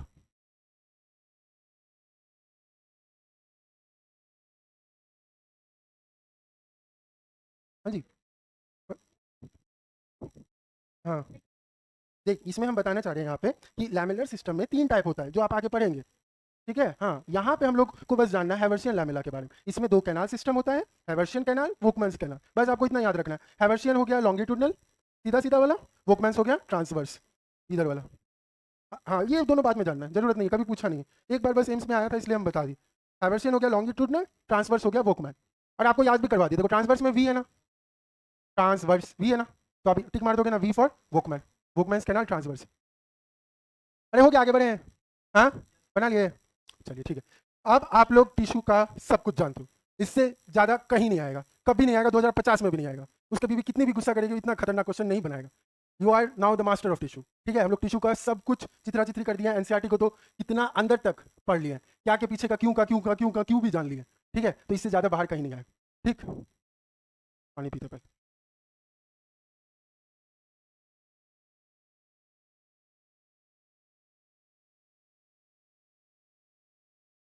कॉपी बंद, कॉपी बंद। अभी कहाँ पढ़ना है, इन कॉपी बंद, पढ़ना है, हम लोग आगे पढ़ेंगे, लेकिन अब होगा तांडव। कॉपी बंद, दिमाग में रिकलेक्ट करो, जो जो पढ़े हैं सब कुछ रिकलेक्ट करो, ठीक है, सब कुछ, शुरुआत का क्लास से लेके अभी तक, अगले 10 मिनट में, ठीक है। शुरुआत की क्लास से लेके अभी तक, फर्स्ट क्लास। चलिए स्टार्ट करते हैं।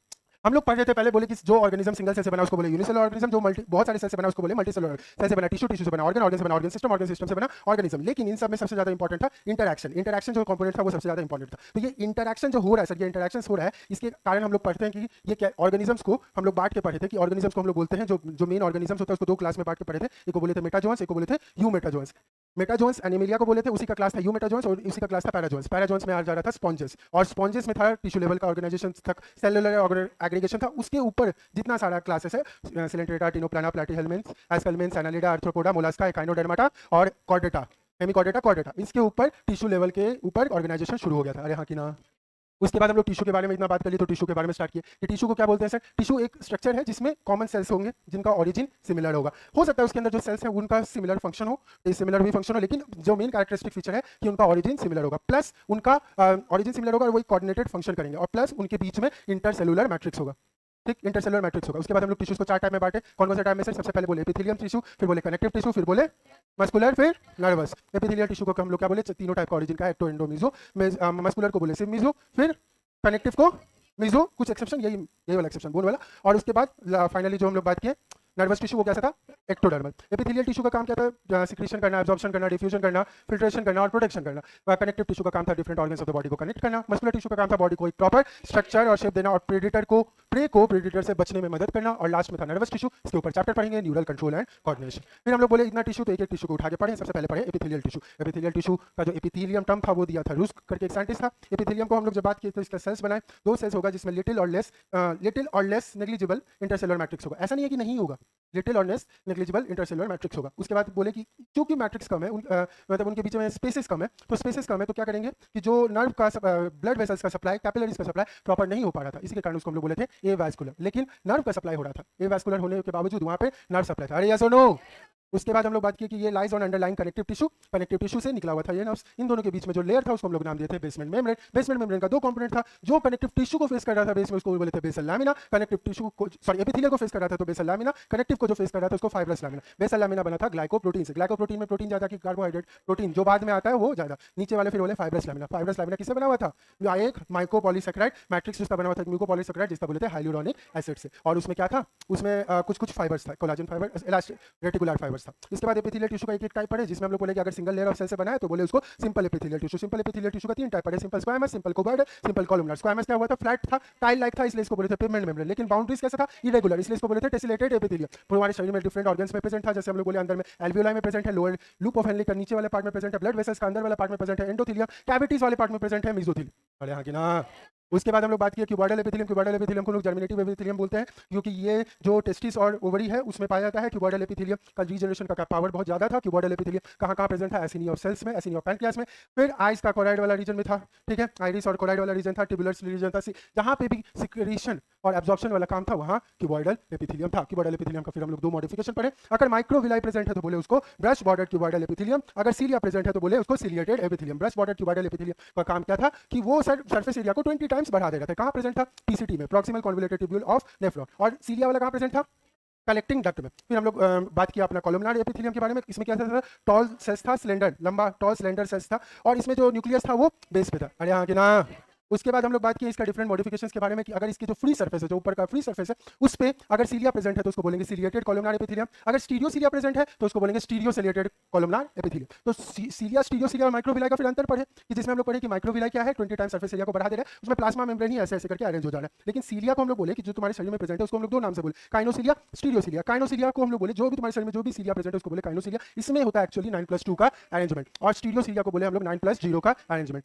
फिर हम लोग पढ़े कि सीलिएटेड ये जो ब्रश बॉर्डर कॉलमनार एपिथेलियम ये कहाँ प्रेजेंट है, ब्रश बॉर्डर कॉलमनार एपिथेलियम कहाँ प्रेजेंट था, गॉल ब्लैडर में प्रेजेंट था। उसके बाद फिर था सीलिएटेड कॉलमनार एपिथेलियम आए, उसमें हम लोग बोले फैलोपियन ट्यूब और ब्रोंकियोल्स। और स्टीरियो सीलिएटेड कॉलमनार एपिथेलियम बोले थे एक्सेसरी डक्ट ऑफ मेल यानी एपिडाइडमिस और वास डेफ्ट। अरे हाँ कि ना।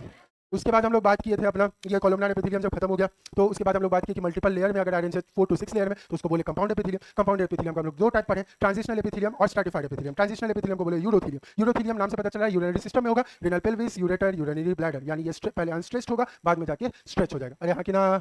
उसके बाद हम लोग बात की स्ट्रैटिफाइड एपिथेलियम का। स्ट्रैटिफाइड मल्टीपल लेयर्स का होगा, लेकिन जो लोअर वाला सेल्स होगा वो क्यूबॉइडल एपिथेलियम से होगा। स्ट्रैटिफाइड का भी तीन पार्ट पढ़े, stratified squamous, stratified cuboidal, stratified columnar. जो अगर टॉप का सेल फ्लैट है, सबसे ऊपर वाला सेल फ्लैट है तो स्ट्रैटिफाइड स्क्वायमस, अगर ऊपर वाला सेल भी क्यूबॉइडल है तो स्ट्रैटिफाइड क्यूबॉइडल, ऊपर वाला सेल लंबा लंबा है स्ट्रैटिफाइड कॉलमनार। स्ट्रैटिफाइड स्क्वायमस का फिर बोले कि अगर केराटिन प्रोटीन प्रेजेंट है तो स्ट्रैटिफाइड स्क्वायमस केराटिनाइज्ड एपिथेलियम। तो जो केराटिन प्रोटीन प्रेजेंट है कहाँ प्रेजेंट था, हेयर में प्रेजेंट था, आई में प्रेजेंट था, हेयर में प्रेजेंट था, और फिर कहाँ था, एंकल, एल्बो, जहां पे भी वेयर और टीयर वाला पार्ट था वहां पे स्ट्रैटिफाइड स्क्वायमस केराटिनाइज्ड एपिथेलियम था। और stratified squamous non keratinised epithelium कहाँ बोले थे, लिप्स, बकल कैविटी, ठीक है, आई यहाँ आंख में प्रेजेंट है और फीमेल का वेजाइना में प्रेजेंट। उसके बाद स्ट्रैटिफाइड क्यूबॉइडल एपिथेलियम का बात किया जिसमें हम लोग बोले डक्ट्स वगैरह में आ गया, जो मैमरी ग्लैंड का डक्ट्स हो गया और जो पैनक्रियाटिक डक्ट्स हो गया, वो डक्ट्स में कौन है, स्ट्रैटिफाइड क्यूबॉइडल एपिथेलियम। जहां डक्ट आया स्ट्रैटिफाइड क्यूबॉइडल। और उसके बाद फाइनली बात की स्ट्रैटिफाइड कॉलमनार का, जिसको हम लोग दो पार्ट में बांट के पढ़े कि कॉलमनार में भी अगर टॉप पे सीलिया होगा तो स्ट्रैटिफाइड सीलिएटेड कॉलमनार एपिथेलियम। तो सीलिया अगर होगा सर ये कहाँ प्रेजेंट था, लैरिंग्स में। और स्ट्रैटिफाइड जो सीलिया नहीं प्रेजेंट था वो कहाँ प्रेजेंट था, एपिग्लोटिस में, ठीक है, वहाँ पे लैरिंग्स के साथ और कहाँ था, बकोफेरेंजियल कैविटी ऑफ फ्रॉग। इतना हम लोग एपिथेलियम में पढ़ लिया। अरे हाँ कि ना बोले यार। एपिथेलियम यानी सिंपल एपिथेलियल टिश्यू में पढ़ लिए थे, कंपाउंड एपिथेलियम इसमें पढ़ लिए थे। अरे हाँ कि ना। उसके बाद हम लोग बात किए अपना आ गए मस्कुलर टिश्यू में। मस्कुलर टिश्यू में आए तो बोले मेसोडर्मल ऑरिजिन का है, इसका जो एक एक फाइबर है उसको हम लोग मायोफिब्रिल, इससे मायोफिब्रिल से एक मसल फाइबर वाला, मसल फाइबर का बाहर अंदर बाहर का कवरिंग को हम लोग बोले एपीमाइशियम। बहुत सारे मसल फाइबर मिलकर बना दिया एक fascicle, fascicle का बाहर का कवरिंग पेरीमाइशियम। याद भी करवा दिए थे मी फर्स्ट प्राइम मिनिस्टर। हाँ कि ना। उसके बाद मसल का 3 टाइप होता है, स्केलेटल मसल, स्मूथ मसल और अपना कार्डियक मसल। स्केलेटल मसल को बोले स्केलेटल मसल वॉलंटरी कंट्रोल में होता है, वॉलंटरी कंट्रोल में होता है। और नीचे में जो जंक्शन वहाँ पे पूछे थे तो वो बोले थे कि आप जंक्शन प्रेजेंट होता है, ये क्या होता है, अनब्रांच्ड होता है, अनब्रांच्ड होता है और ये में स्ट्रिएशंस होता है, स्ट्रिएटेड होता है क्योंकि due to the presence of 2 type of protein, actin और मायोसिन। उसके बाद हम लोग पढ़े अपने स्मूथ मसल, स्मूथ को हम लोग बोले स्मूथ मसल, यानी स्मूथ को हम लोग बोले इनवॉलंटरी कंट्रोल में होगा, एक सिंगल होगा, इसका एंड्स जो होगा वो एंड जो होगा फ्यूज्ड होगा, फ्यूजिफॉर्म एंड होगा, टेपर्ड एंड बोले और फ्यूजिफॉर्म शेप का होगा। ये प्रेजेंट है जो इनवॉलंटरी ऑर्गन्स में, तुम्हारे शरीर के जो इनवॉलंटरी ऑर्गन्स में, विसरल ऑर्गन्स में, इसलिए उसको बोले स्मूथ मसल। इसको जो कंट्रोल करने के लिए नर्व फाइबर होगा, जो न्यूरल सिस्टम होगा, उसको बोले हम लोग ऑटोनॉमिक न्यूरल सिस्टम। यहाँ के ना उसके बाद हम लोग बात किए कार्डियक मसल्स के बारे में। कार्डियक मसल्स में वॉलंटरी मसल, इनवॉलंटरी मसल दोनों का कैरेक्टरिस्टिक फीचर था। कार्डियक मसल्स में एक्चुअल ब्रांचिंग था। कैरेक्टरिस्टिक क्या था कि ये इनवॉलंटरी कंट्रोल में था लेकिन स्ट्रिएशंस प्रेजेंट था, ब्रांचिंग इसमें भी प्रेजेंट था। अरे हाँ कि ना, इतना हम लोग मसल के बारे में पढ़ लिया। फिर हम लोग नर्वस टिश्यू के बारे में घुसे। नर्वस टिश्यू को बोले एक्टोडर्मल ऑरिजिन। नर्वस टिश्यू क्या कर सकता है, डिवाइड नहीं कर सकता है क्योंकि इसमें सेंट्रियोल लैक करता है। नर्वस टिश्यू का फिर हम लोग पूरा स्ट्रक्चर देखे, एक न्यूरॉन का बोले स्ट्रक्चर। नर्वस टिश्यू को हम लोग बांटते हैं तो बोले कि इसको हम लोग बांट सकते हैं न्यूरॉन में और बांट सकते हैं न्यूरोग्लिया में। न्यूरोग्लिया न्यूरॉन सपोर्टिंग सेल्स है। न्यूरॉन को हम लोग बांटे 2 पार्ट में, सेल बॉडी और प्रोसेसेस। सेल बॉडी जो मेन स्ट्रक्चर हुआ उसको हम लोग नाम दिया सोमा, पेरिकार्डियम। प्रोसेसेस में आ गया एक्सॉन और डेंड्रॉन। सेल बॉडी में जो बाल निकला हुआ था बाहर की तरफ, इधर बाल निकला हुआ था जो सिग्नल को डिटेक्ट करके सेल बॉडी की तरफ ला रहा था, वो था अपना डेंड्रॉन्स, यानी ये क्या कंडक्शन कर रहा था, सेंट्रीपिटल, सेंटर की तरफ तो सेंट्रीपिटल कंडक्शन। उससे नीचे जो यहाँ से नीचे से जो कंडक्शन हो गया उसको हम लोग बोले एक्सॉन कंडक्शन। ये जो सेंटर सेल बॉडी से दूर की तरफ तो उसको हम लोग बोले सेंट्रीफ्यूगल कंडक्शन। और जहाँ पे ये अपना न्यूरॉन खत्म हुआ उसको हम लोग बोले एक्सॉन टर्मिनल और उसको हम लोग नाम दिए थे टिलोडेंड्रिया। फिर एक्सॉन का जो ऊपर वाला सेल बॉडी का जो ऊपर वाला पार्ट था वहीं पे तुम्हारा निसस ग्रैनुल प्रेजेंट था, वो रफ एंडोप्लाज्मिक रेटिकुलम और राइबोसोम का बना हुआ था। जहां से वो नहीं प्रेजेंट था वहां से एक्सॉन शुरू हो जा रहा था जिसको हम लोग नाम दिए थे एक्सॉन हिलो। अब जब ये कंडक्शन होगा तो ये कंडक्शन के लिए एक शीथ बना रहेगा जो एक्ट एज इंसुलेटिंग मटेरियल करेगा जिसको हम लोग नाम दिए थे myelin sheath. Myelin sheath PNS में, पेरिफेरल नर्वस सिस्टम में, वो बना रहा था श्वान सेल्स। ठीक है, उसके बाद बाहर में जब खत्म होने वाला था जो एक्सॉन टर्मिनल जहां खत्म होने वाला है वहां पे एक नॉब था जिसको हम लोग नाम दिए थे सिनेप्टिक नॉब। सिनेप्टिक नॉब में क्या प्रेजेंट था, न्यूरोट्रांसमीटर। न्यूरोट्रांसमीटर का 2 टाइप था, पॉजिटिव न्यूरोट्रांसमीटर और नेगेटिव न्यूरोट्रांसमीटर। अरे हाँ कि ना। उसके बाद हम लोग बात किए न्यूरोग्लिया का। न्यूरोग्लिया बोले न्यूरॉन को सपोर्टिंग सेल्स। इसमें 3 टाइप का पढ़े, ओलिगोडेंड्रोसाइट्स जो ब्रेन में सीएनएस में माइलिन शीथ का सिंथेसिस करेगा, एस्ट्रोसाइट्स जो ब्रेन ब्लड बैरियर बनाएगा, microgliocytes act as a scavenger cell. इतना हम लोग पढ़ लिए थे एपिथेलियल में, नर्वस में, मस्कुलर में। अरे हाँ कि ना बोले यार। फाइनली हम लोग पढ़ेगा सबसे बड़ा टिश्यू जिसको हम लोग बोले कनेक्टिव टिश्यू, जो था मोस्ट अबेंडेंट टिश्यू, लेकिन मोस्ट अबेंडेंट होने के बावजूद ये तुम्हारे शरीर का 30% ही बॉडी वेट रख रहा था। और कनेक्टिव टिश्यू का फिर हम लोग डिफरेंट बात किए। तो कनेक्टिव टिश्यू में सबसे पहले पढ़े कि इसका टाइप्स क्या क्या होगा। तो टाइप्स में पढ़े कि loose connective tissue, dense connective tissue, specialised connective tissue. Loose connective tissue में क्या था, मैट्रिक्स ज्यादा था, फाइबर्स कम था। लूज कनेक्टिव टिश्यू का 2 टाइप हुआ, areola tissue, adipose tissue. Dense connective tissue में मैट्रिक्स कम, फाइबर्स ज्यादा। डेंस कनेक्टिव टिश्यू में अगर ये फाइबर्स जिस तरीके से अरेंज था, अगर एक रेगुलर पैटर्न में अरेंज था तो उसको बोले डेंस रेगुलर टिश्यू, और अगर इरेगुलर पैटर्न में अरेंज था dense regular tissue. Specialised connective tissue में आ गया अपना स्केलेटल कनेक्टिव सिस्टम जिसमें हम लोग पढ़े बोन और कार्टिलेज के बारे में। फ्लूइड कनेक्टिव टिश्यू, ब्लड, जो हम लोग पढ़ेंगे आगे। इतना हम लोग पढ़े थे। इसका टाइप्स के बारे में आप बोले कि सर कंपोनेंट्स हमको जानना है, इसके अंदर क्या है, तो अंदर का कंपोनेंट्स जाने। सबसे पहले बोले मैट्रिक्स बना हुआ था एक म्यूकोपॉलीसैकेराइड से जिसको हम लोग बोले थे हाइलुरोनिक एसिड। उसके बाद इसमें बना हुआ था डिफरेंट टाइप का फाइबर्स का हम लोग 3 नाम दिए थे, collagen fibre, elastic fibre, reticular fibre. Collagen fibre को हम लोग बोले थे व्हाइट फाइबर क्योंकि ये थोड़ा हार्ड था और इसमें ब्रांचिंग उतना एब्सेंट था। फिर हम लोग बोले इलास्टिक फाइबर, इसको बोले येलो फाइबर। नाम से पता चला इलास्टिसिटी होगा। कोलाजन जो बना हुआ था कोलाजन प्रोटीन से बना हुआ था, इलास्टिक फाइबर इलास्टिन प्रोटीन से बना हुआ था। कोलाजन प्रोटीन एनिमल किंगडम का सबसे ज्यादा मोस्ट अबेंडेंट प्रोटीन में था। इलास्टिक फाइबर बना हुआ था इलास्टिन प्रोटीन से। फाइनल पर रेटिकुलर फाइबर, रेटिकुलिन प्रोटीन से, ये प्रेजेंट था लिम्फ नोड्स में, डिफरेंट स्प्लेन में प्रेजेंट था। इसको हम लोग एजाइरोफिल फाइबर भी बोलते हैं। उसके बाद हम लोग आगे पढ़े, ये फाइबर्स पढ़ लिए, मैट्रिक्स पढ़ लिया। बोले सेल्स के बारे में पढ़ते हैं तो सेल्स में सबसे पहले पढ़े हम लोग फाइब्रोब्लास्ट सेल के बारे में। फाइब्रोब्लास्ट सेल क्या था, फाइबर्स का सिंथेसिस कर रहा था, मैट्रिक्स का सिंथेसिस कर रहा था। ये ब्रांच था, इसमें साइटोप्लाज्म में ब्रांचिंग था। पहले अनडिफरेंशिएटेड था, बाद में ये डिफरेंशिएट हो जाता है, डिफरेंशिएट होकर बन जाता है ऑस्टियोब्लास्ट और कॉन्ड्रोब्लास्ट सेल। अरे हाँ कि ना।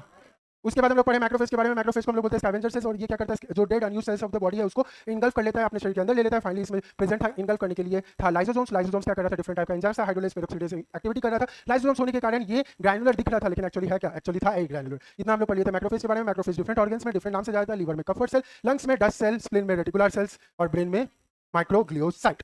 इतना हम लोग पढ़े मैक्रोफेज के बारे में। फिर हम लोग पढ़े प्लाज्मा सेल के बारे में। प्लाज्मा सेल जो था ये इम्यूनिटी में मदद कर रहा था, इसको हम लोग कार्टिलेज सेल्स भी बोलते हैं क्योंकि इसमें जो क्रोमैटिन था वो कार्ड की तरह, स्पोक्स की तरह अरेंज था। और ये जो क्रोमैटिन जो क्या बोलते हैं प्लाज्मा सेल्स जो था ये डिफरेंशिएट होकर बी लिम्फोसाइट से डिफरेंशिएट होकर बन रहा था प्लाज्मा सेल। और अपना जो मेमोरी सेल, प्लाज्मा सेल क्या कर रहा था, अपना पर्टिकुलर एंटीजन के अगेंस्ट एंटीबॉडीज बना रहा था, और मेमोरी सेल उसको रिटेन करके रख ले रहा था for the secondary immune response. Primary immune response थोड़ा टाइम टेकिंग था, थोड़ा स्लो था, लेकिन secondary immune response highly elicitated intensified immune response था। जैसे करके ये सारा सेल्स एमेबॉडल मूवमेंट करके ऊपर जा रहा था, उसको हम लोग बोल रहे थे डायपेडेसिस। अरे हाँ कि ना। इसके बाद हम लोग अपना मैक्रोफेज ये पढ़ लिया, ये सेल्स पढ़ लिया। फाइनली और एक कौन सा सेल था, मास्ट सेल रिलीज कर रहा था हिस्टामिन, सेरोटोनिन और हेपारिन। हिस्टामिन क्या कर रहा था, वैसोडाइलेशन, सेरोटोनिन कर रहा था वैसोकंस्ट्रक्शन, और हेपारिन जो था नेचुरल एंटीकोगुलेंट की तरह काम कर रहा था। हिस्टामिन क्या कर रहा था, जहाँ साइट ऑफ इन्फेक्शन, जहाँ चोट लगा है वहाँ पे वैसोडाइलेशन करके वहाँ पे स्वेलिंग करवा दे रहा था, सेल्स वैसे ही रश कर रहे थे, लेकिन ब्लड लॉस ज़्यादा ना हो जाए इसी के कारण वैसोकंस्ट्रिक्टर अपना सेरोटोनिन रिलीज हो रहा था। हेपारिन क्या नेचुरल एंटीकोगुलेंट, जब खून में बढ़ रहा है, जब ब्लड वेसल्स में बढ़ रहा है, तब कोगुलेशन ना हो जाए इसलिए अपना नेचुरल एंटीकोगुलेंट हेपारिन था। एक आर्टिफिशियल एंटीकोगुलेंट के बारे में बोले थे जो ब्लड बैंक में प्रेजेंट होता है, उसको करने के लिए हम लोग बोले थे दो आर्टिफिशियल एंटीकोगुलेंट, जिसको हम लोग बोले सोडियम ऑक्सलेट, सोडियम सिट्रेट। ये कैल्शियम बाइंडिंग को रोक रहा था। अरे हाँ कि ना। उसके बाद हम लोग ये सेल्स वगैरह का पढ़ लिया, तो हम लोग पढ़े आप टिश्यू के बारे में। टिश्यू में पढ़े सबसे पहले एरियोला टिश्यू। एरियोला टिश्यू को हम लोग बोलते हैं एरियोला क्योंकि एरियोला का मतलब होता है स्पेस, ये स्पेसेस में प्रेजेंट है, ये कनेक्शन में मदद करता है, स्किन को नीचे बोन से मसल से कनेक्ट करने में मदद करता है। एरियोला टिश्यू का डिफरेंट कंपोनेंट्स हम लोग जान लिए थे, ड्राइंग से हम लोग देख लिए थे। उसके बाद हम लोग एडिपोज टिश्यू पे आए, तो एडिपोज टिश्यू में एडिपोज टिश्यू में ही दिख रहा था एरियोला टिश्यू में कि एडिपोसाइट्स प्रेजेंट है, तो हम लोग बोले कि adipose tissue is an modification of areolar tissue ही। फिर हम लोग एडिपोसाइट्स के बारे में पढ़े। एडिपोसाइट्स दो प्रकार का, यूनिलॉक्युलर, मल्टीलॉक्युलर। अगर जब एक ही सारा फैट एक ही लॉक्यूल्स में अरेंज है तो उसको हम लोग बोलते हैं व्हाइट फैट, और वो एक ही लॉक्यूल में अरेंज है तो जो न्यूक्लियस है उसको पेरिफेरी पे धकेल दिया जा रहा है, इसको बोले व्हाइट फैट। और अगर मल्टीपल लॉक्यूल्स में प्रेजेंट है तो उसको बोले मल्टीलॉक्युलर, और ये बना रहा था brown fat. White fat present hump of camel में और ब्लबर ऑफ वेल में, ब्राउन फैट प्रेजेंट था यंग बेबीज, छोटा बेबीज में और हाइबरनेटिंग एनिमल में। ये हम लोग पढ़ लिया था एडिपोज टिश्यू में। अरे हाँ कि ना। उसके बाद डेंस कनेक्टिव टिश्यू का बात की तो इसमें हम लोग पढ़े व्हाइट फाइब्रस कनेक्टिव टिश्यू और yellow fibrous connective tissue. White fibrous connective tissue नाम से पता चल रहा है इसमें कोलाजन फाइबर ज्यादा था। व्हाइट फाइब्रस कनेक्टिव टिश्यू का दो कंपोनेंट, कॉर्ड और शीथ। इसमें हम लोग पढ़े सबसे पहले टेंडन के बारे में। टेंडन क्या बनाया, बोन को मसल से कनेक्ट करने में मदद कर रहा था। जो शीथ था वो डिफरेंट टाइप का कवरिंग्स में मदद करता है, पेरीमाइशियम, एपीमाइशियम, लीवर का जो हेपेटिक लॉब्यूल है उसका ग्लिसस कैप्सूल डिफरेंट कवरिंग में शीथ होता है। फिर हम लोग पढ़े येलो फाइब्रस कनेक्टिव टिश्यू, उसमें इलास्टिन प्रोटीन ज्यादा होगा, इलास्टिन प्रोटीन ज्यादा था, उसको मैं बोले कॉर्ड और शीथ। जो कॉर्ड बना रहा था लिगामेंट को, लिगामेंट क्या कर रहा था, बोन टू बोन को कनेक्ट करने में मदद कर रहा था, इसी के कारण उसको हम लोग नाम दिए लिगामेंट। और इसमें इलास्टिक प्रोटीन का ज्यादा था, इसको हम याद भी करवा दिए थे, बबली। और उसके बाद इसका शीथ का कॉम्पोनेंट था ट्रू वोकल कॉर्ड। अरे हाँ कि ना। फिर हम लोग पढ़े स्पेशलाइज्ड कनेक्टिव टिश्यू, जिसमें हम लोग सबसे पहले पढ़े कार्टिलेज के बारे में। कार्टिलेज का बाहर का कवरिंग हम लोग बोले पेरिकॉन्ड्रियम। ठीक है, इसमें डिफरेंट टाइप का सेल्स होगा, chondroblast, chondroclast, chondrocyte, blast formation के लिए, क्लास्ट डिग्रेडिंग के लिए, साइट मैच्योर होने के सेल्स के लिए। फिर कार्टिलेज का डिफरेंट टाइप का टाइप्स पढ़े, कार्टिलेज का बेसिक्स पढ़ लिए। उसके बाद हम लोग डिफरेंट टाइप का कार्टिलेज पढ़े, जिसमें हम लोग सबसे पहले पढ़े हाइलिन कार्टिलेज। हाइलिन कार्टिलेज को हाइलिन कार्टिलेज इसलिए बोलते हैं क्योंकि इसमें मैट्रिक्स जो होता है ग्लास लाइक होता है। हाइलिन कार्टिलेज सबसे ज्यादा मोस्ट अबंडेंट कार्टिलेज था जो आपके शरीर में प्रेजेंट था। उसके बाद हम लोग और टाइप का कार्टिलेज के बारे में पढ़े, फाइब्रस कार्टिलेज। फाइब्रस कार्टिलेज में हम लोग हाइलिन कार्टिलेज हर जगह ऑलमोस्ट प्रेजेंट था, बहुत सारे ये था, मोस्ट ऑफ द बोन्स जो था वो हाइलिन कार्टिलेज से डेराइव था। फिर हम लोग बोले फाइब्रस कार्टिलेज। फाइब्रस कार्टिलेज में हम लोग डिफरेंट टाइप बोले कि हार्डेस्ट कार्टिलेज है, इसमें मैट्रिक्स जो है हार्ड हो जाता है। इसमें हम लोग दो टाइप का और पढ़े थे, जिसमें आ रहा था कैल्सिफाइड कार्टिलेज। कैल्सिफाइड कार्टिलेज में कैल्शियम प्रेजेंट था, कैल्सिफाइड कार्टिलेज फीमर में था।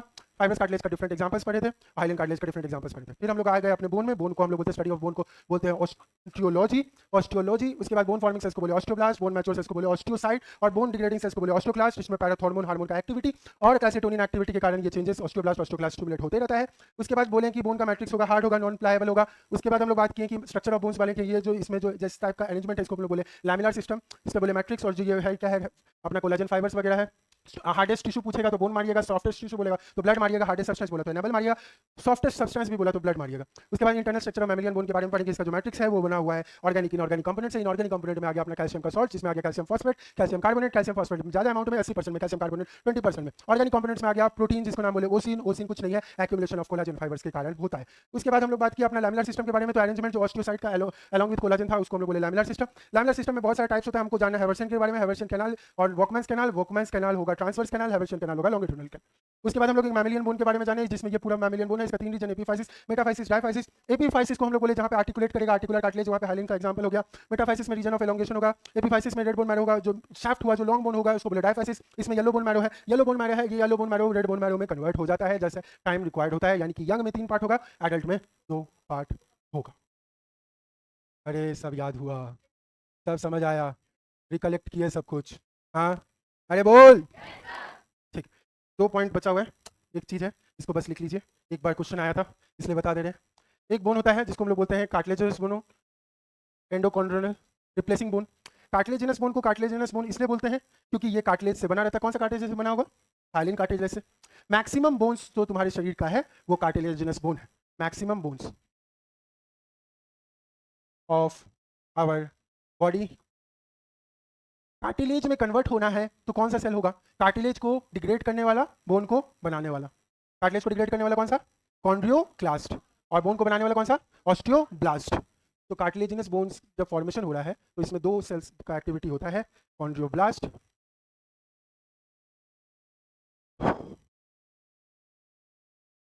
और ऑस्टियोब्लास्ट। ये मैक्सिमम जो हड्डी होता है तुम्हारे शरीर का वो कार्टिलेजिनस बोन होता है।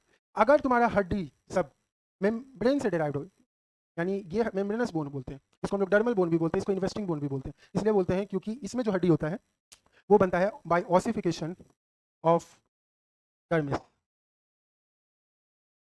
इसमें आ जाता है तुम्हारा प्यूबिक का pubis sternum clavicle, sternum clavicle sternum, clavicle scapula और ब्रेन का फ्लैट बोन्स। और लास्ट में सेसेमॉइड बोन बोलते हैं, जिसको हम लोग बोलते हैं पीसीफॉर्म रिस्ट का बोन ये वाला, और पटेला नी का बोन। एक बार ये एम्स में क्वेश्चन आया, लार्जेस्ट सेसेमॉइड बोन जिसको हम लोग बोलते हैं पटेला। बताओ, एम्स कुछ भी पूछ देता था, बच्चा लोग को पता ही नहीं था सेसेमॉइड बोन क्या है, और पूछ दिया लार्जेस्ट सेसेमॉइड बोन, वो होता है पटेला। पटेला यानी न्यू बोन। फटाक से लिख लीजिए।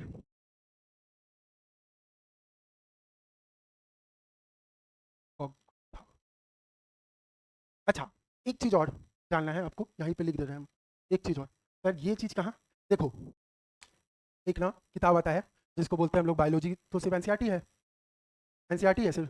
बायोलॉजी का एक आता है लैब मैनुअल भी, वो भी एनसीईआरटी ही निकालता है। ठीक है, तो हम वो छोड़ेंगे क्या? वो भी नहीं छोड़ेंगे, सब कुछ बता दिया, वो भी जान जाइए, कुछ छोड़ना ही नहीं है। लैब मैनुअल में एक बोन वाला एक्सपेरिमेंट है, उसमें आपको एक चीज़ जानना है, वो भी जान लीजिए। देखिए, अगर आप जानना क्या, आप खुद ही सोचिए, आप खुद ही जवाब दे देंगे। बोन को लेके, एक हड्डी को लेके, अभी हम लोग हड्डी दिखाएं, उसको आप मान लीजिए HCl में डाल के रख देंगे, तो वो हड्डी का क्या होगा? क्या होगा बताइए, गेस करिए क्या होगा? HCl में रख दिया, अब आपको सब पता है, गेस करिए क्या होगा? हाँ, क्या स्ट्रॉन्ग होगा या क्या बोलना चाह रहे हैं? स्ट्रॉन्ग, स्ट्रॉन्ग, अरे स्ट्रॉन्ग यार, ये बाप रे, तुम हमको कहाँ कंफ्यूज है, सर सर को गुगली स्ट्रॉन्ग या अभी HCl बोले तो HCl स्ट्रॉन्ग, ठीक है, कुछ नहीं होगा। हाँ, डिग्रेड होगा, क्यों डिग्रेड होगा? एसिड है, बिल्कुल सही। देखो, इसका जो मैट्रिक्स होगा ना, मैट्रिक्स के अंदर क्या है? कैल्शियम फॉस्फेट, कैल्शियम निकल के HCl से मिल जाएगा ना, CaCl2 बना लेगा ना, तो क्या हो जाएगा? वो बोन्स जो हार्ड होगा वो सॉफ्ट हो जाएगा, तो बोलते हैं सॉफ्ट बोन। ठीक है, डी कैल्सिफाइड बोन। ठीक है, तो डी कैल्सिफाइड बोन हम लिख दे रहे हैं। क्या प्रैक्टिकल प्रैक्टिकल क्या हो जाना, प्रैक्टिकल कहाँ से? हाँ, एनसीईआरटी वाले का पता नहीं ना, एनटी वाले का कहाँ से क्वेश्चन देते, तो सब कुछ पढ़ लो। बोन को हम जब HCl में डाल दिए तब, तो इसका जो मैट्रिक्स होगा वो सॉफ्ट हो जाएगा। अब दूसरा, अगर बोन को तुम सूरज में डाल दिए, सनलाइट में डाल दिए, तब क्या होगा? सोचो सोचो सोचो सोचो, बोन को तुम धूप में डाल दिए तो क्या होगा? हार्ड हो जाएगा। बोन का शेप में कुछ चेंज नहीं होगा, बोन के अंदर थोड़ा मोड़ा कंपोनेंट्स में पानी है ना, पानी वो धूप में उसको सोख लेगा, और बोन जो होगा एकदम डिहाइड्रेट हो जाएगा। ठीक है, तो जब बोन को हम लोग, दूसरा बता दिए, जब बोन को हम लोग सनलाइट में डाल दिए, एक्वस कंपोनेंट उसका खत्म हो जाएगा, ड्राइड ऑफ। अब बताओ, एक लास्ट, बोन को KOH में डाल दोगे तो क्या हो जाएगा? KOH पता है, potassium hydroxide, no effect. KOH क्या करता है? सोचो सोचो सोचो सोचो, बॉटनी में पढ़े हो तुम KOH, केमिस्ट्री में नहीं, बॉटनी में। याद करो एक हाँ हाँ, कोई बोला, कुछ सुनाई दिया। हाँ, CO2 एब्जॉर्ब कर लेता है KOH। ठीक है, तो बोन को जब KOH का सॉल्यूशन में डालेंगे ना, तो मान लो जो भी बोन होगा उसका जो बाहर का, उसके ऊपर जितना कवरिंग्स वगैरह होगा वो सब हट जाएगा, क्योंकि वो कार्बन का सारा कवरिंग वगैरह को हटा देगा। अगर कुछ जंग वंग लगा होगा या कुछ भी बाहर का कवरिंग होगा, सब खत्म हो जाएगा, और बोन तुम्हारा चमकने लगेगा। उसको बोलते हैं हम लोग शाइनी बोन। और यही बोन आपके लैबोरेटरी में होता है, जो बोन्स लैबोरेटरी में होते हैं वो चमकते रहते हैं, क्योंकि उसको KOH के सॉल्यूशन में डाला जाता है।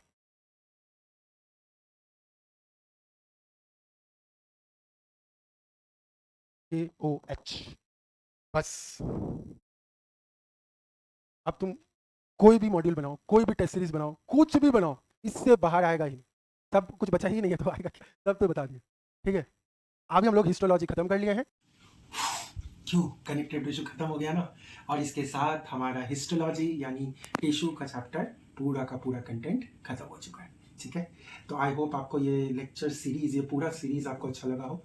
आप इसको अपने यूटिलाइजेशन में लो और लोगों को बताओ, और इससे जितना हो सके अपना एफिशिएंसी लो। कोई डाउट्स है तो वो डाउट्स को कमेंट करो, मैं ज़रूर उन डाउट्स को क्लियर करने का कोशिश करूँगा। ठीक है, और जितना जल्दी हम लोग 500 सब्सक्राइबर पहुँच जाते हैं, उतना जल्दी हम लोग एक नया टेलीग्राम चैनल बना लेंगे, जिसमें हम ये सारा कंटेंट का नोट्स भी फ्री ऑफ कॉस्ट अपलोड कर देंगे। तो हम लोग जल्दी से 500 सब्सक्राइबर अचीव करते हैं, क्योंकि ये चैनल सिर्फ मेरा नहीं, हम सबका है। तो चलिए, और अगले लेक्चर सीरीज में हम लोग देखते हैं क्या करते हैं। आई होप हमको बहुत सारे सजेशंस आए हैं मेरे इस IG हैंडल पे, इंस्टाग्राम हैंडल पे कि सर आप कॉकरोच पढ़ाओ, आप बायोमोलिक्यूल्स पढ़ाओ, आप ह्यूमन फिजियोलॉजी चालू कर दो, सर आप 12 चालू कर दो। इतना सारा कंटेंट, इतना सारा रिक्वेस्ट, आप लोग का ये प्यार ही है, मेरे को बहुत अच्छा लग रहा है। लेकिन हम लोग लाइन बाय लाइन चलेंगे, तो हम कोशिश करते हैं, देखते हैं। अब अगले सीरीज में होगा तो ह्यूमन फिजियोलॉजी, नहीं तो कॉकरोच उठाने का कोशिश करते हैं। देखते हैं अगले कंटेंट में क्या होता है। मिलते हैं अगले लेक्चर में, तब तक के लिए please like share subscribe to my YouTube channel, घंटा दबा देना। मिलते हैं अगले वीडियो में। जय हिंद।